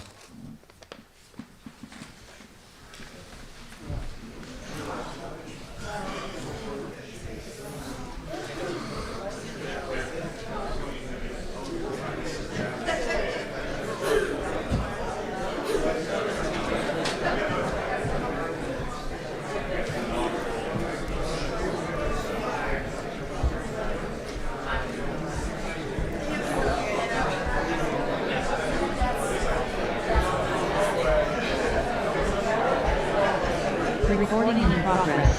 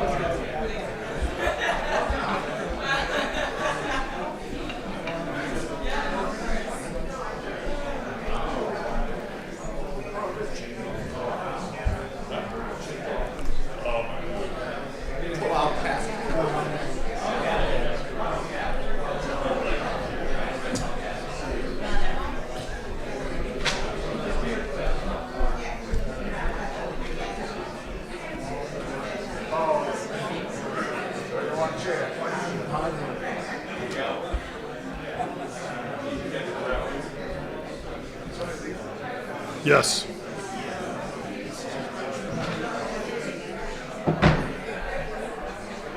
Yeah, I don't know where's he going to sit?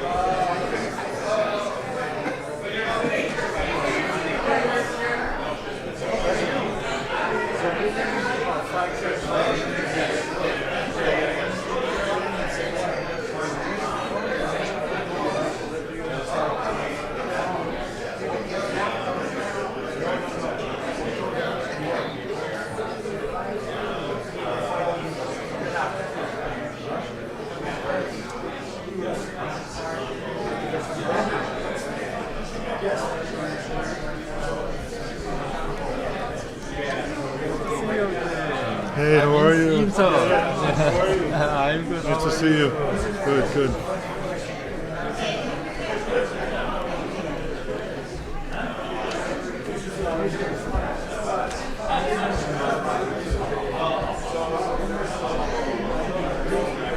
I saw your son. He did the Mohawk just right. He looks exactly like you. What's his name? Scott. Scott. Yeah, yeah.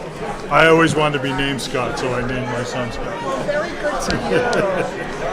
My son A lot of is people David. call me Scott. So. Oh, so there you Yeah. go. I figured it'd be easy for See him. Barry's on the phone. Yeah. Do you know how many congratulatory talks there are? 2. Oh, that's not bad. It's not bad. Well, it's Ken and Barry, so. That's like 4. He said, how many talks? I said 2. He goes, oh, that's good.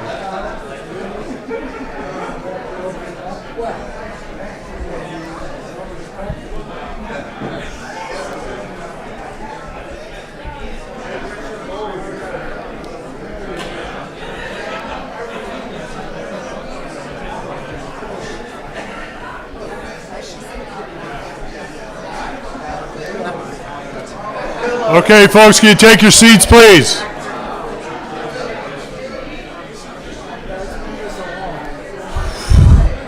You're herding cats. Let's go.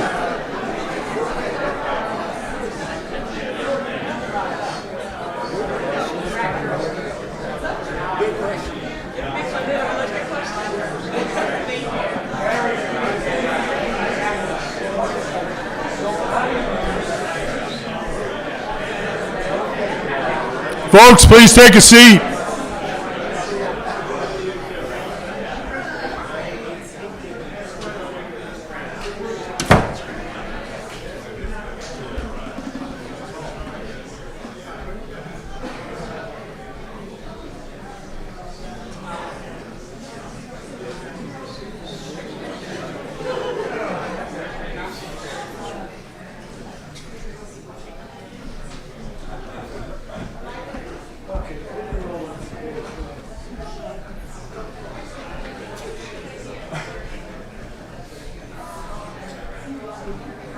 After 50 years, I still can't. I noticed that. I still can't understand. It's like this. Unteachable.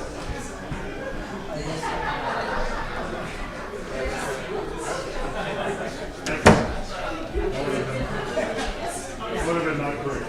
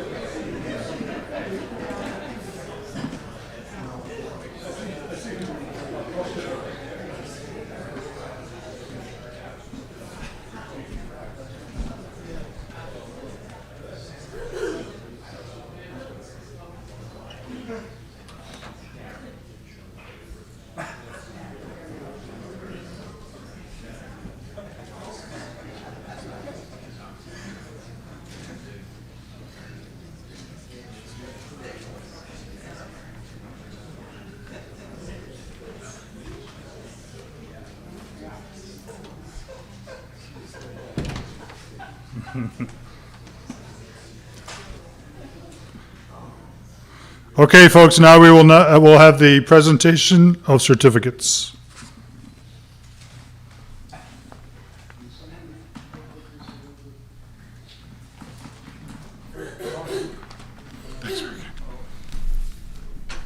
First the casa.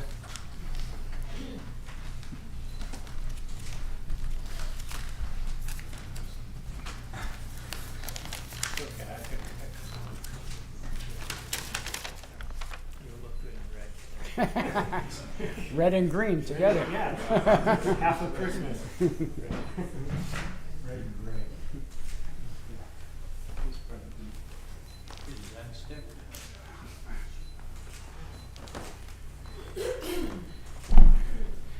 Okay, someone came up and asked you a question about Lynchy, and there was a slap there. You should have slapped him back. You missed that opportunity, so hit many people and wake them up. And the certificate.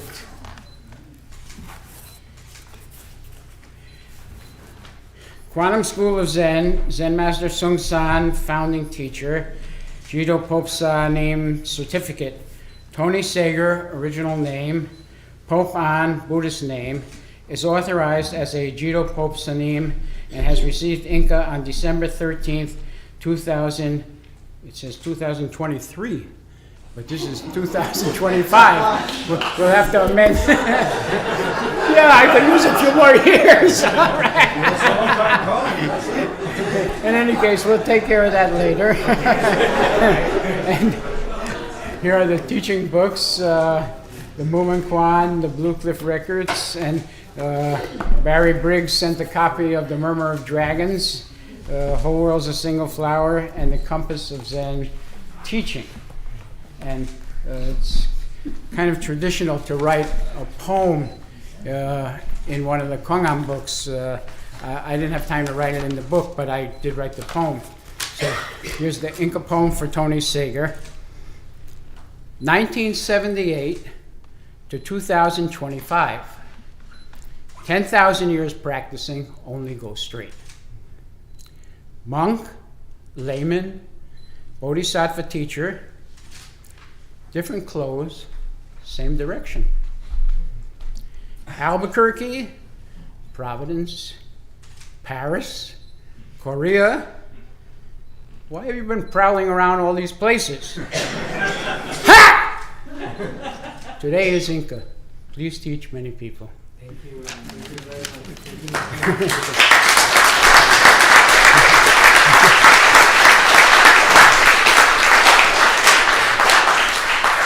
much. Just to briefly explain a few references in the poem. 1978 is when Tony started practicing with the Brown Zen group here when he was a college student.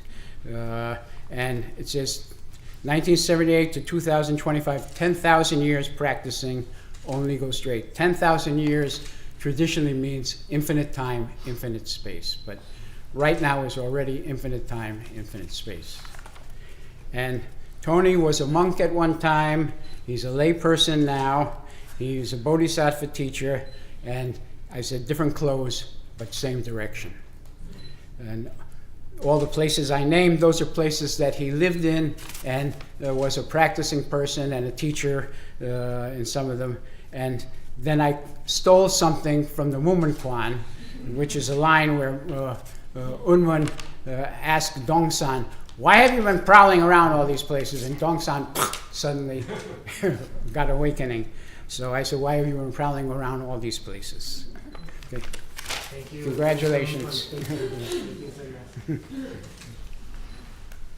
So now Tony Sager, Jito Popesney, will give a Dharma speech.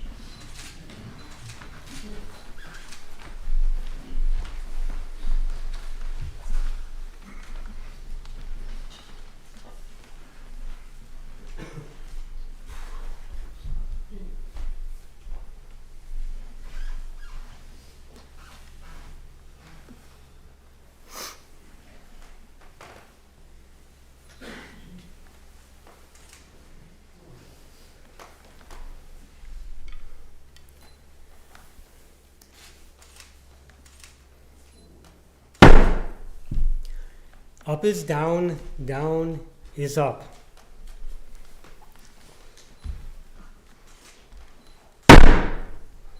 No up, no down.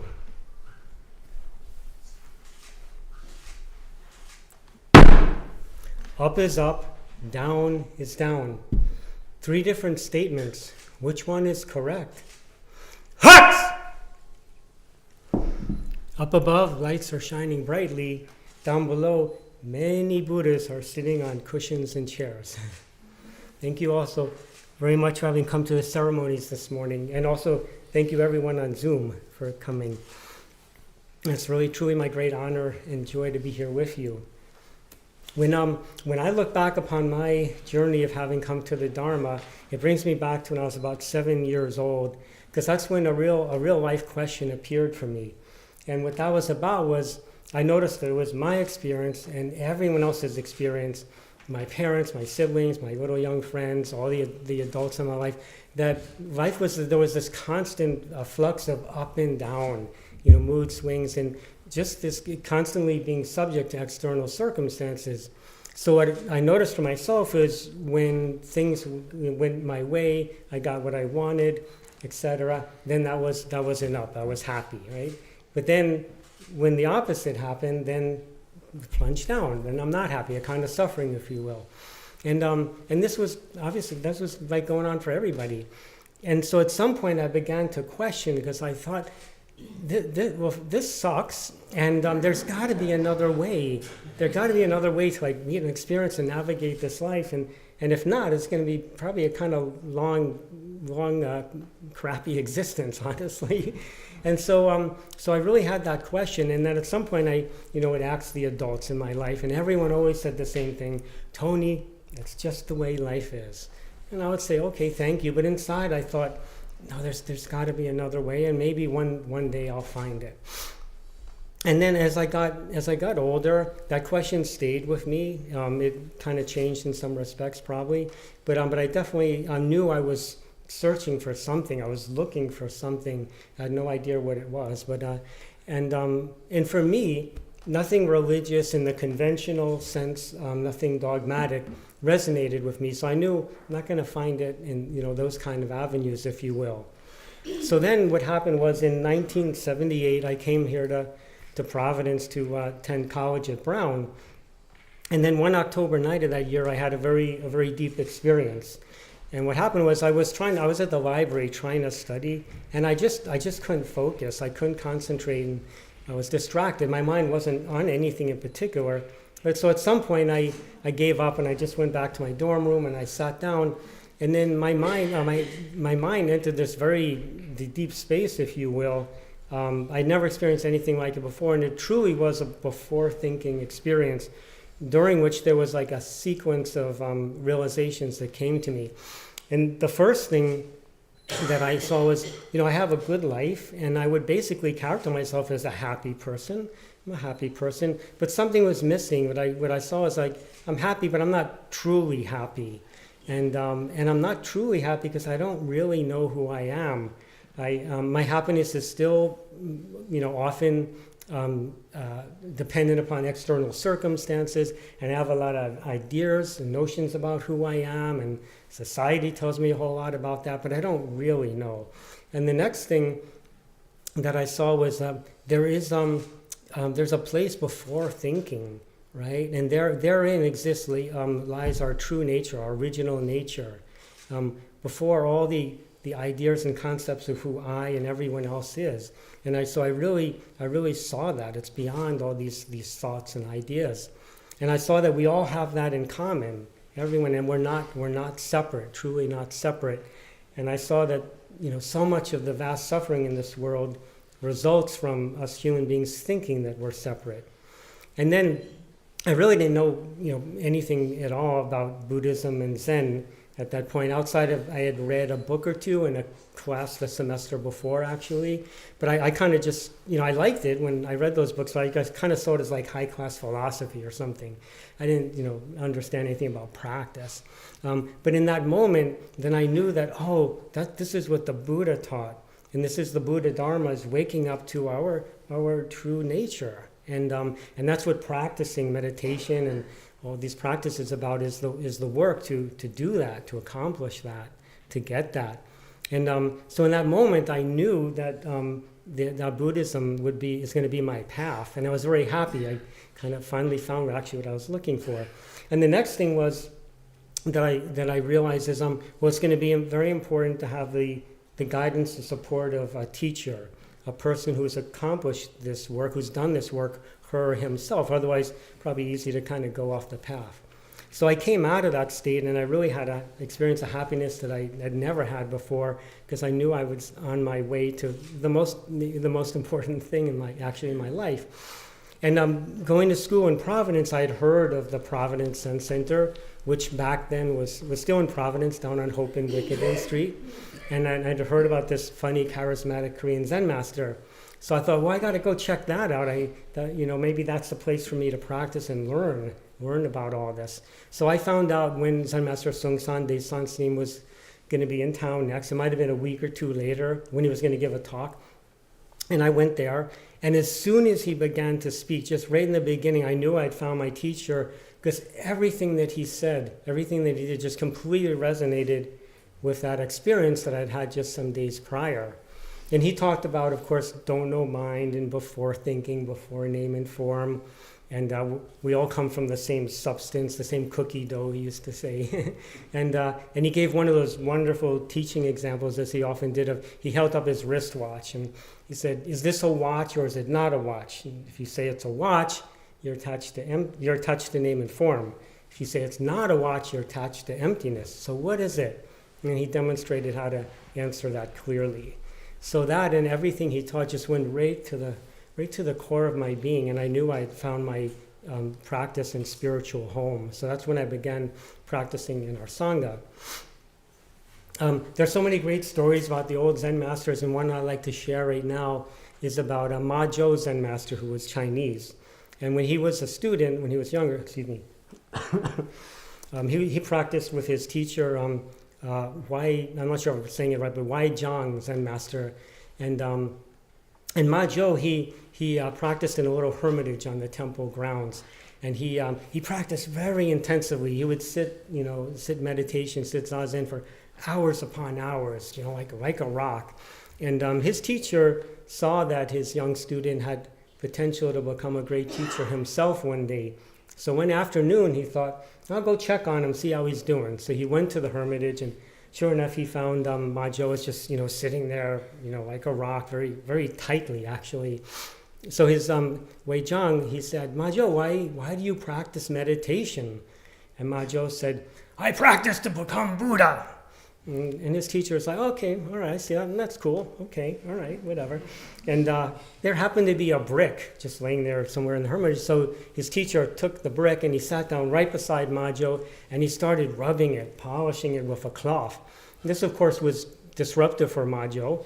So he looked over and he said, teacher, what are you doing polishing that brick? And Wai Zhang said, I'm turning it into a mirror. Yeah, I want to make a mirror out of this brick. That's what I'm doing. Ma Zhou thought, has my teacher gone nuts or what? And he said, Master, that's crazy. You can't turn a brick into a mirror. And his teacher looked at him and said, and you can't become Buddha by just sitting like that. And that hit Ma Zhou's mind. He began to wake up a little bit. He saw that he had been making a mistake because he wanted something from his practice. It's as if he was trying to get rid of some parts of himself and become something else, as if Buddhahood and awakening is outside of oneself. And then, sometime later, he did become a great teacher. And one of his sayings that he's a bit known for is, originally the self-nature is complete. In the Diamond Sutra, it says, all appearance is delusion. If you view all appearance as non-appearance, you will see your true nature. And in the Avatamsaka Sutra, it says, if you wish to thoroughly understand all Buddhas of past, present, and future, then you should view the nature of the whole universe as being created by mind alone. Recording in progress. All right. Ma Zhou's originally the self-nature is complete, and these sutra teachings, they point to our absolute original nature, which is before thinking, before name and form, before any idea or any concept of who we and others in this whole world are. They point to our non-separate self, which is always right here, right now, and is awake to the present moment just as it is, and unhindered by ever-changing external causes and conditions, ever-changing external circumstances. So, I've been through quite many difficulties and challenges in my life, including having been involved with another teacher, which regrettably pulled me away from our Sangha for quite some years. And that turned out to be a very hard time in my life. But I never, even though that as difficult as I was, I never lost sight of that which I realized I saw that October night back in 1978, and afterwards, which has always been supported and made possible to deepen little by little, step by step, through our Sangha's teaching and practice direction. And to my greatest joy, I found my way back home here to our Sangha in 2015. I have had the wonderful fortune to have known and practiced with Zen Master Sung San de Sansanim, for whom I have great love and gratitude, and also to have practiced and known many of the teachers in our Sangha. And I can't say everyone's name here now, but I wish to pay my deepest gratitude and love to my guiding teachers, Zen Master Wu Kwang, Richard, and to Zen Master Sung Hyung, Bobby, who I think maybe is with us on Zoom, I'm not sure, and to Zen Master Hei Moon, Barry, who's together with us from Bisbee, Arizona, and to Zen Master Jokum, Ken, and to Paul Machik Jito Popsanim, who's not here today, maybe on Zoom, I don't know. I thank you also very much for all your love, care, and support of me throughout the years. And I also wish to express my love and gratitude to my beautiful partner, Randy, for all her incredible love and support. Thank you. There's so much suffering in this world, but our true self is always right here, right now, right in front of us. It never abandons us. And our clear direction of how may I help you can always manifest when we come back, when we return to what is this? Don't know. Let us all practice continuously and help others in whatever ways we're able, moment to moment, situation to situation.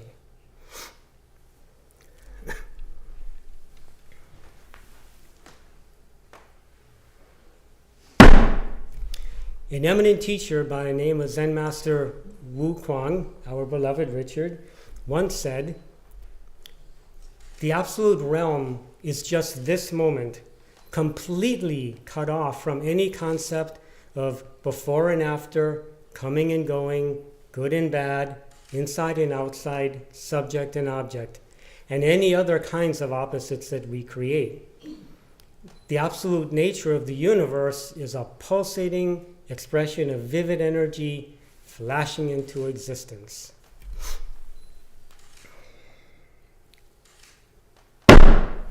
Zen Master Un Moon said, "Buddha is dry shit on a stick."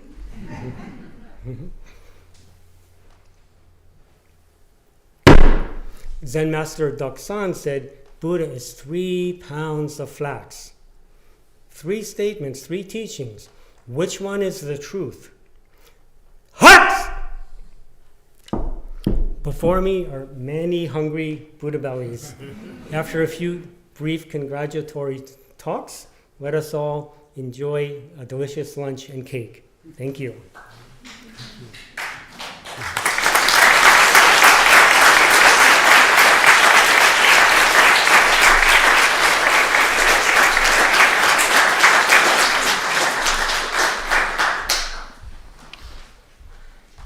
So at the aforementioned congratulatory talks, the first one will be given by Zen Master Jokum.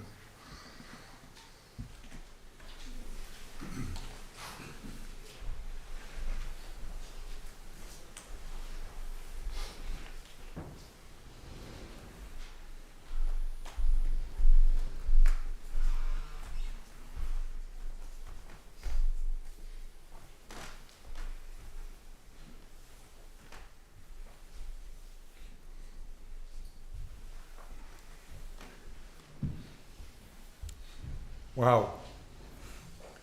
Thank you. Thank you. Tony's been on a kind of a pilgrimage. I hadn't realized it started at age 7. So I hope those among us find it inspiring because you're a little older than 7 now. So that's a testimony to persistence and diligence, and that's already a good teaching. I really know Tony primarily through formal interviews and maybe breakfasts at the Zen Center. We haven't spent a lot of time together outside of that. And I wanted to tell a pilgrimage kind of story and then do something that we don't typically do, but I think it would be a testament to you. Amdu and Solbang were Dharma brothers, and they did a lot of pilgrimages together and stayed in many temples together. And once in their travels, they were snowed in at a hut. And Amdu went to sleep, and Solbang sat up through the night. And Amdu wondered, what are you doing exactly? And I can't remember the quotation, but Solbang cited a teaching that somebody told him and said that opened a door for him widely, so he's practicing with that. And Amdu said, haven't you heard? And whenever you preface something with haven't you heard, it means it's very old. So haven't you heard? That which comes through the gate is unreliable. It is only when it emerges spontaneously from your breast that it's trustworthy. So in our working together, I've been poking a lot at Tony to make that point, because you can't teach borrowed Dharma. You're just passing along alone. And as we can see from the Dharma combat, Tony wasn't borrowing anything. And I'm very grateful for that. But because I only know him in that venue, I'd like to invite 5 people to come forward who know him well. So please, if you do, just come, and when 5 have arrived, then we'll form a line and do the next thing. So please, 5 people who know Tony, come. Oh, I know more people than 0 know Tony. Many of you had questions. 4 more, 3 more, 2 more. Ah, I knew you'd come. 1 more.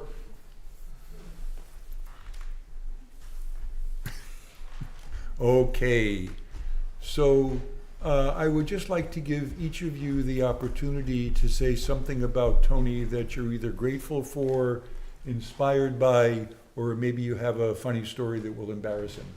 So just come forward, take turns, and then when we're all done, you can bow and Thank you. Well, Tony's the best listener I know. He Recording in progress. He has this, we're taught as teachers, put yourself down, listen to what.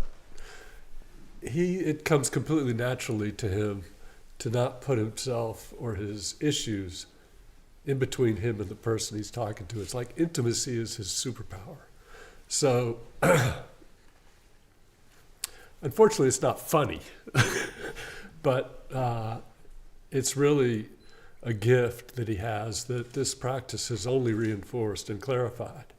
So I'm super happy. Again, I'll say it again. I'm super happy for all of us that you now have authority to teach. I did once, after floundering around with the 3 monks walking up a trail, Kungan, in an interview with Bobby, I was like, Tony was over at my house. I was like, Tony, this is like, it's like, I have a lot of answers for this, but they're not, this is like kind of stupid. And he's like, no, you need to go deeper.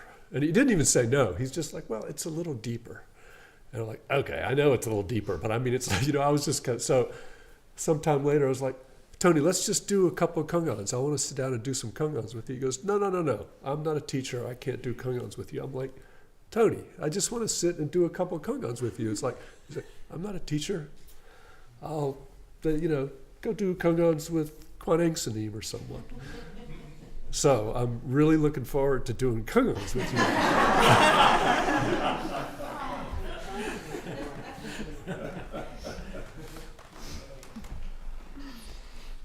So I was lucky to meet Tony when I first started coming here. She used to live in Pawtucket, where I now live.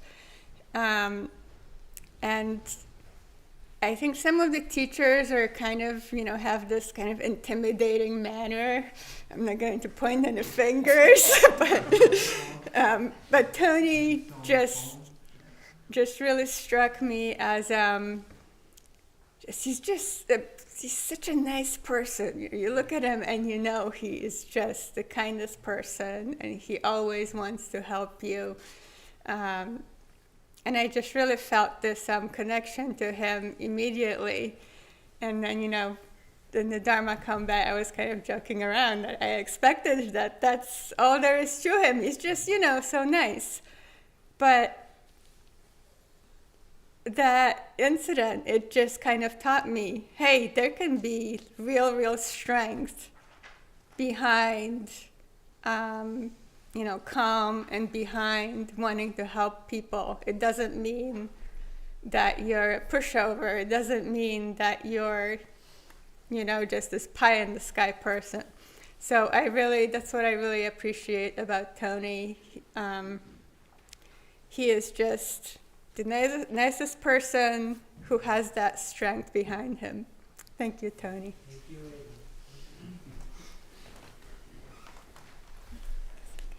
I'll just reiterate that. Tony is one of the most kind people and honest people that I know. I've only known him for a couple of years, but I'd heard the name Tony Sager for a long time. So it's been great getting to know him, and I feel like we really connect. He's really clear and really connected to the bone of the teaching of the school, and I was really gratified to discover that about him. So I'm really glad he's become a teacher.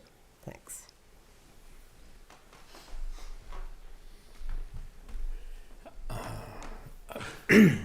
I met Tony in Albuquerque. I was talking with a friend from here who lived here. He said that he sat a retreat with this guy named Tony Sega, and got his contact information and reached out to him. Him and another friend of mine, David, myself and David went over and met Tony. And from the start, you just knew he was a nice guy. He's just one of the most gentle people you know. And at that time, I was still floundering between Quantum and Rinzai, and Tony, with his the part that attracted me most is how may I help you, and that's what he teaches, and his other great teaching is bringing it all back, and I just want to say thank you.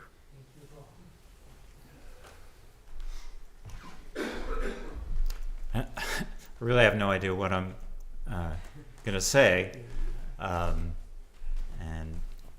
I met Tony when I moved in here in 1983 or 84, and Link Rhodes was one of the teachers said, as I was coming up, and some people were leaving the Zen. He said, "Oh, I think we have room for you," something like that. It had been planned. But Tony was director of the Zen Center, and there was, a lot of stuff going on that I didn't really realize that was pretty intense. But Tony always kept, a pretty calm presence. And then I was really happy when, 7 or 8 years ago, he started coming back.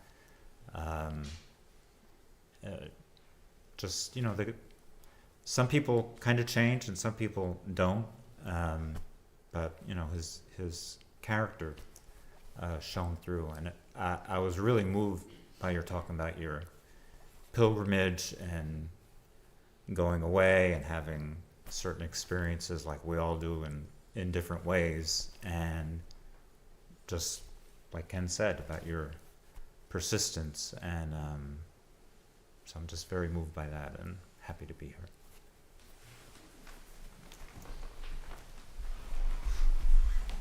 Thank you.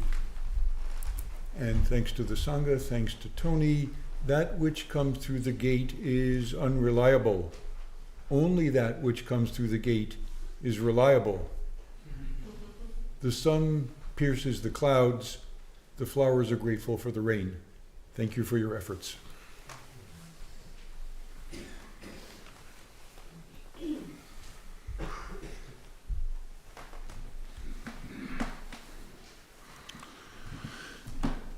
And next up, Technological Gods Willing, we'll have Zen Master Hamelin, Barry Briggs from New Mexico on the Zoom.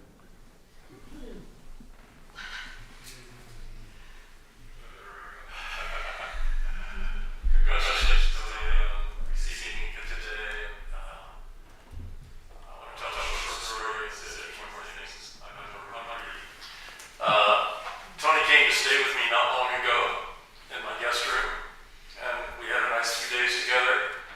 And I walked him down to his car, and he drove back to New Mexico from Arizona, where I live. And I went into the guest room to wash the sheets and all of that, and Tony had folded the blankets and taken all the bedding off the bed and put it on the floor by the washing machine. And I think we've lost the quantum school saga here. I'll just say for everybody online. So I just, it's all I really needed to know about Tony right there. It was such a gift to an old man for him to for taking that care. I think everybody's offline here. Anybody, Jorge, can you raise your hand if you can hear me? Oh, you can hear me, okay. As we've heard, Tony's practiced a long, long time, and I'm really grateful for that. I'm grateful for his laundry, actually, and training with different teachers. I'm grateful for his willingness to enter into this new phase of training and the commitment that he is offering to all of us. And I'm grateful that he's a member of the Sangha here in Southeast Arizona and can be with all of us as he grows into this new phase. So thank you so much, Joe.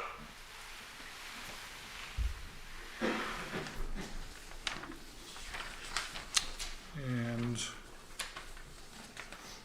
please stand for, I lost my page. Please stand for the four great vows.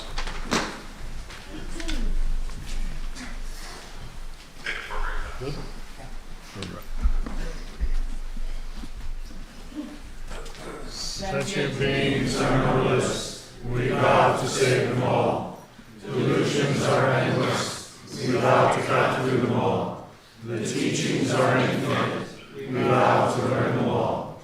The Buddha way is inconceivable, we vow to attain it.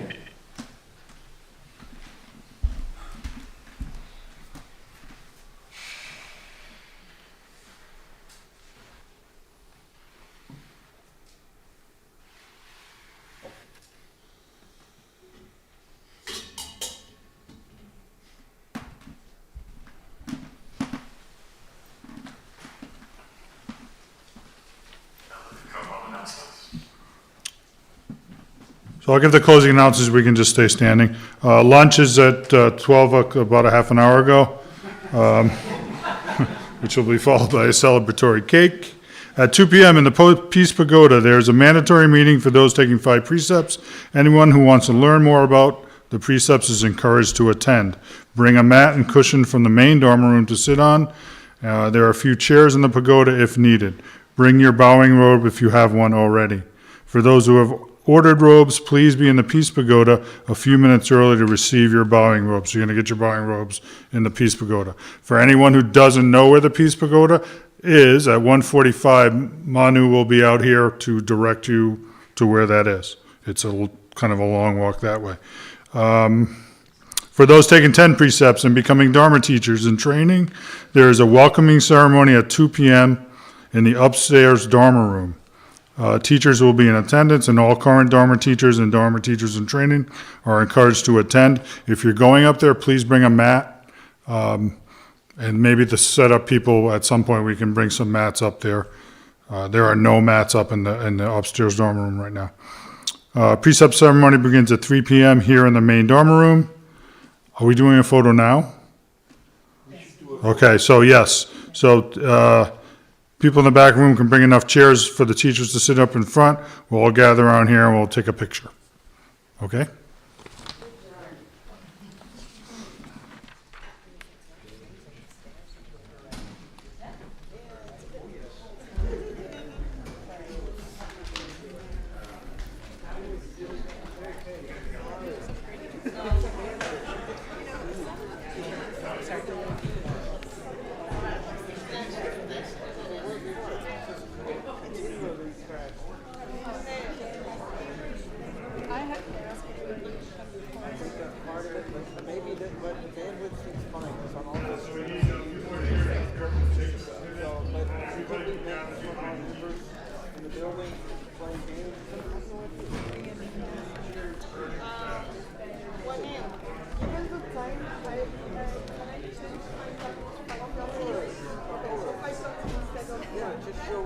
Okay, thank you. Okay. Oh, well, next time. Just grab me. Okay.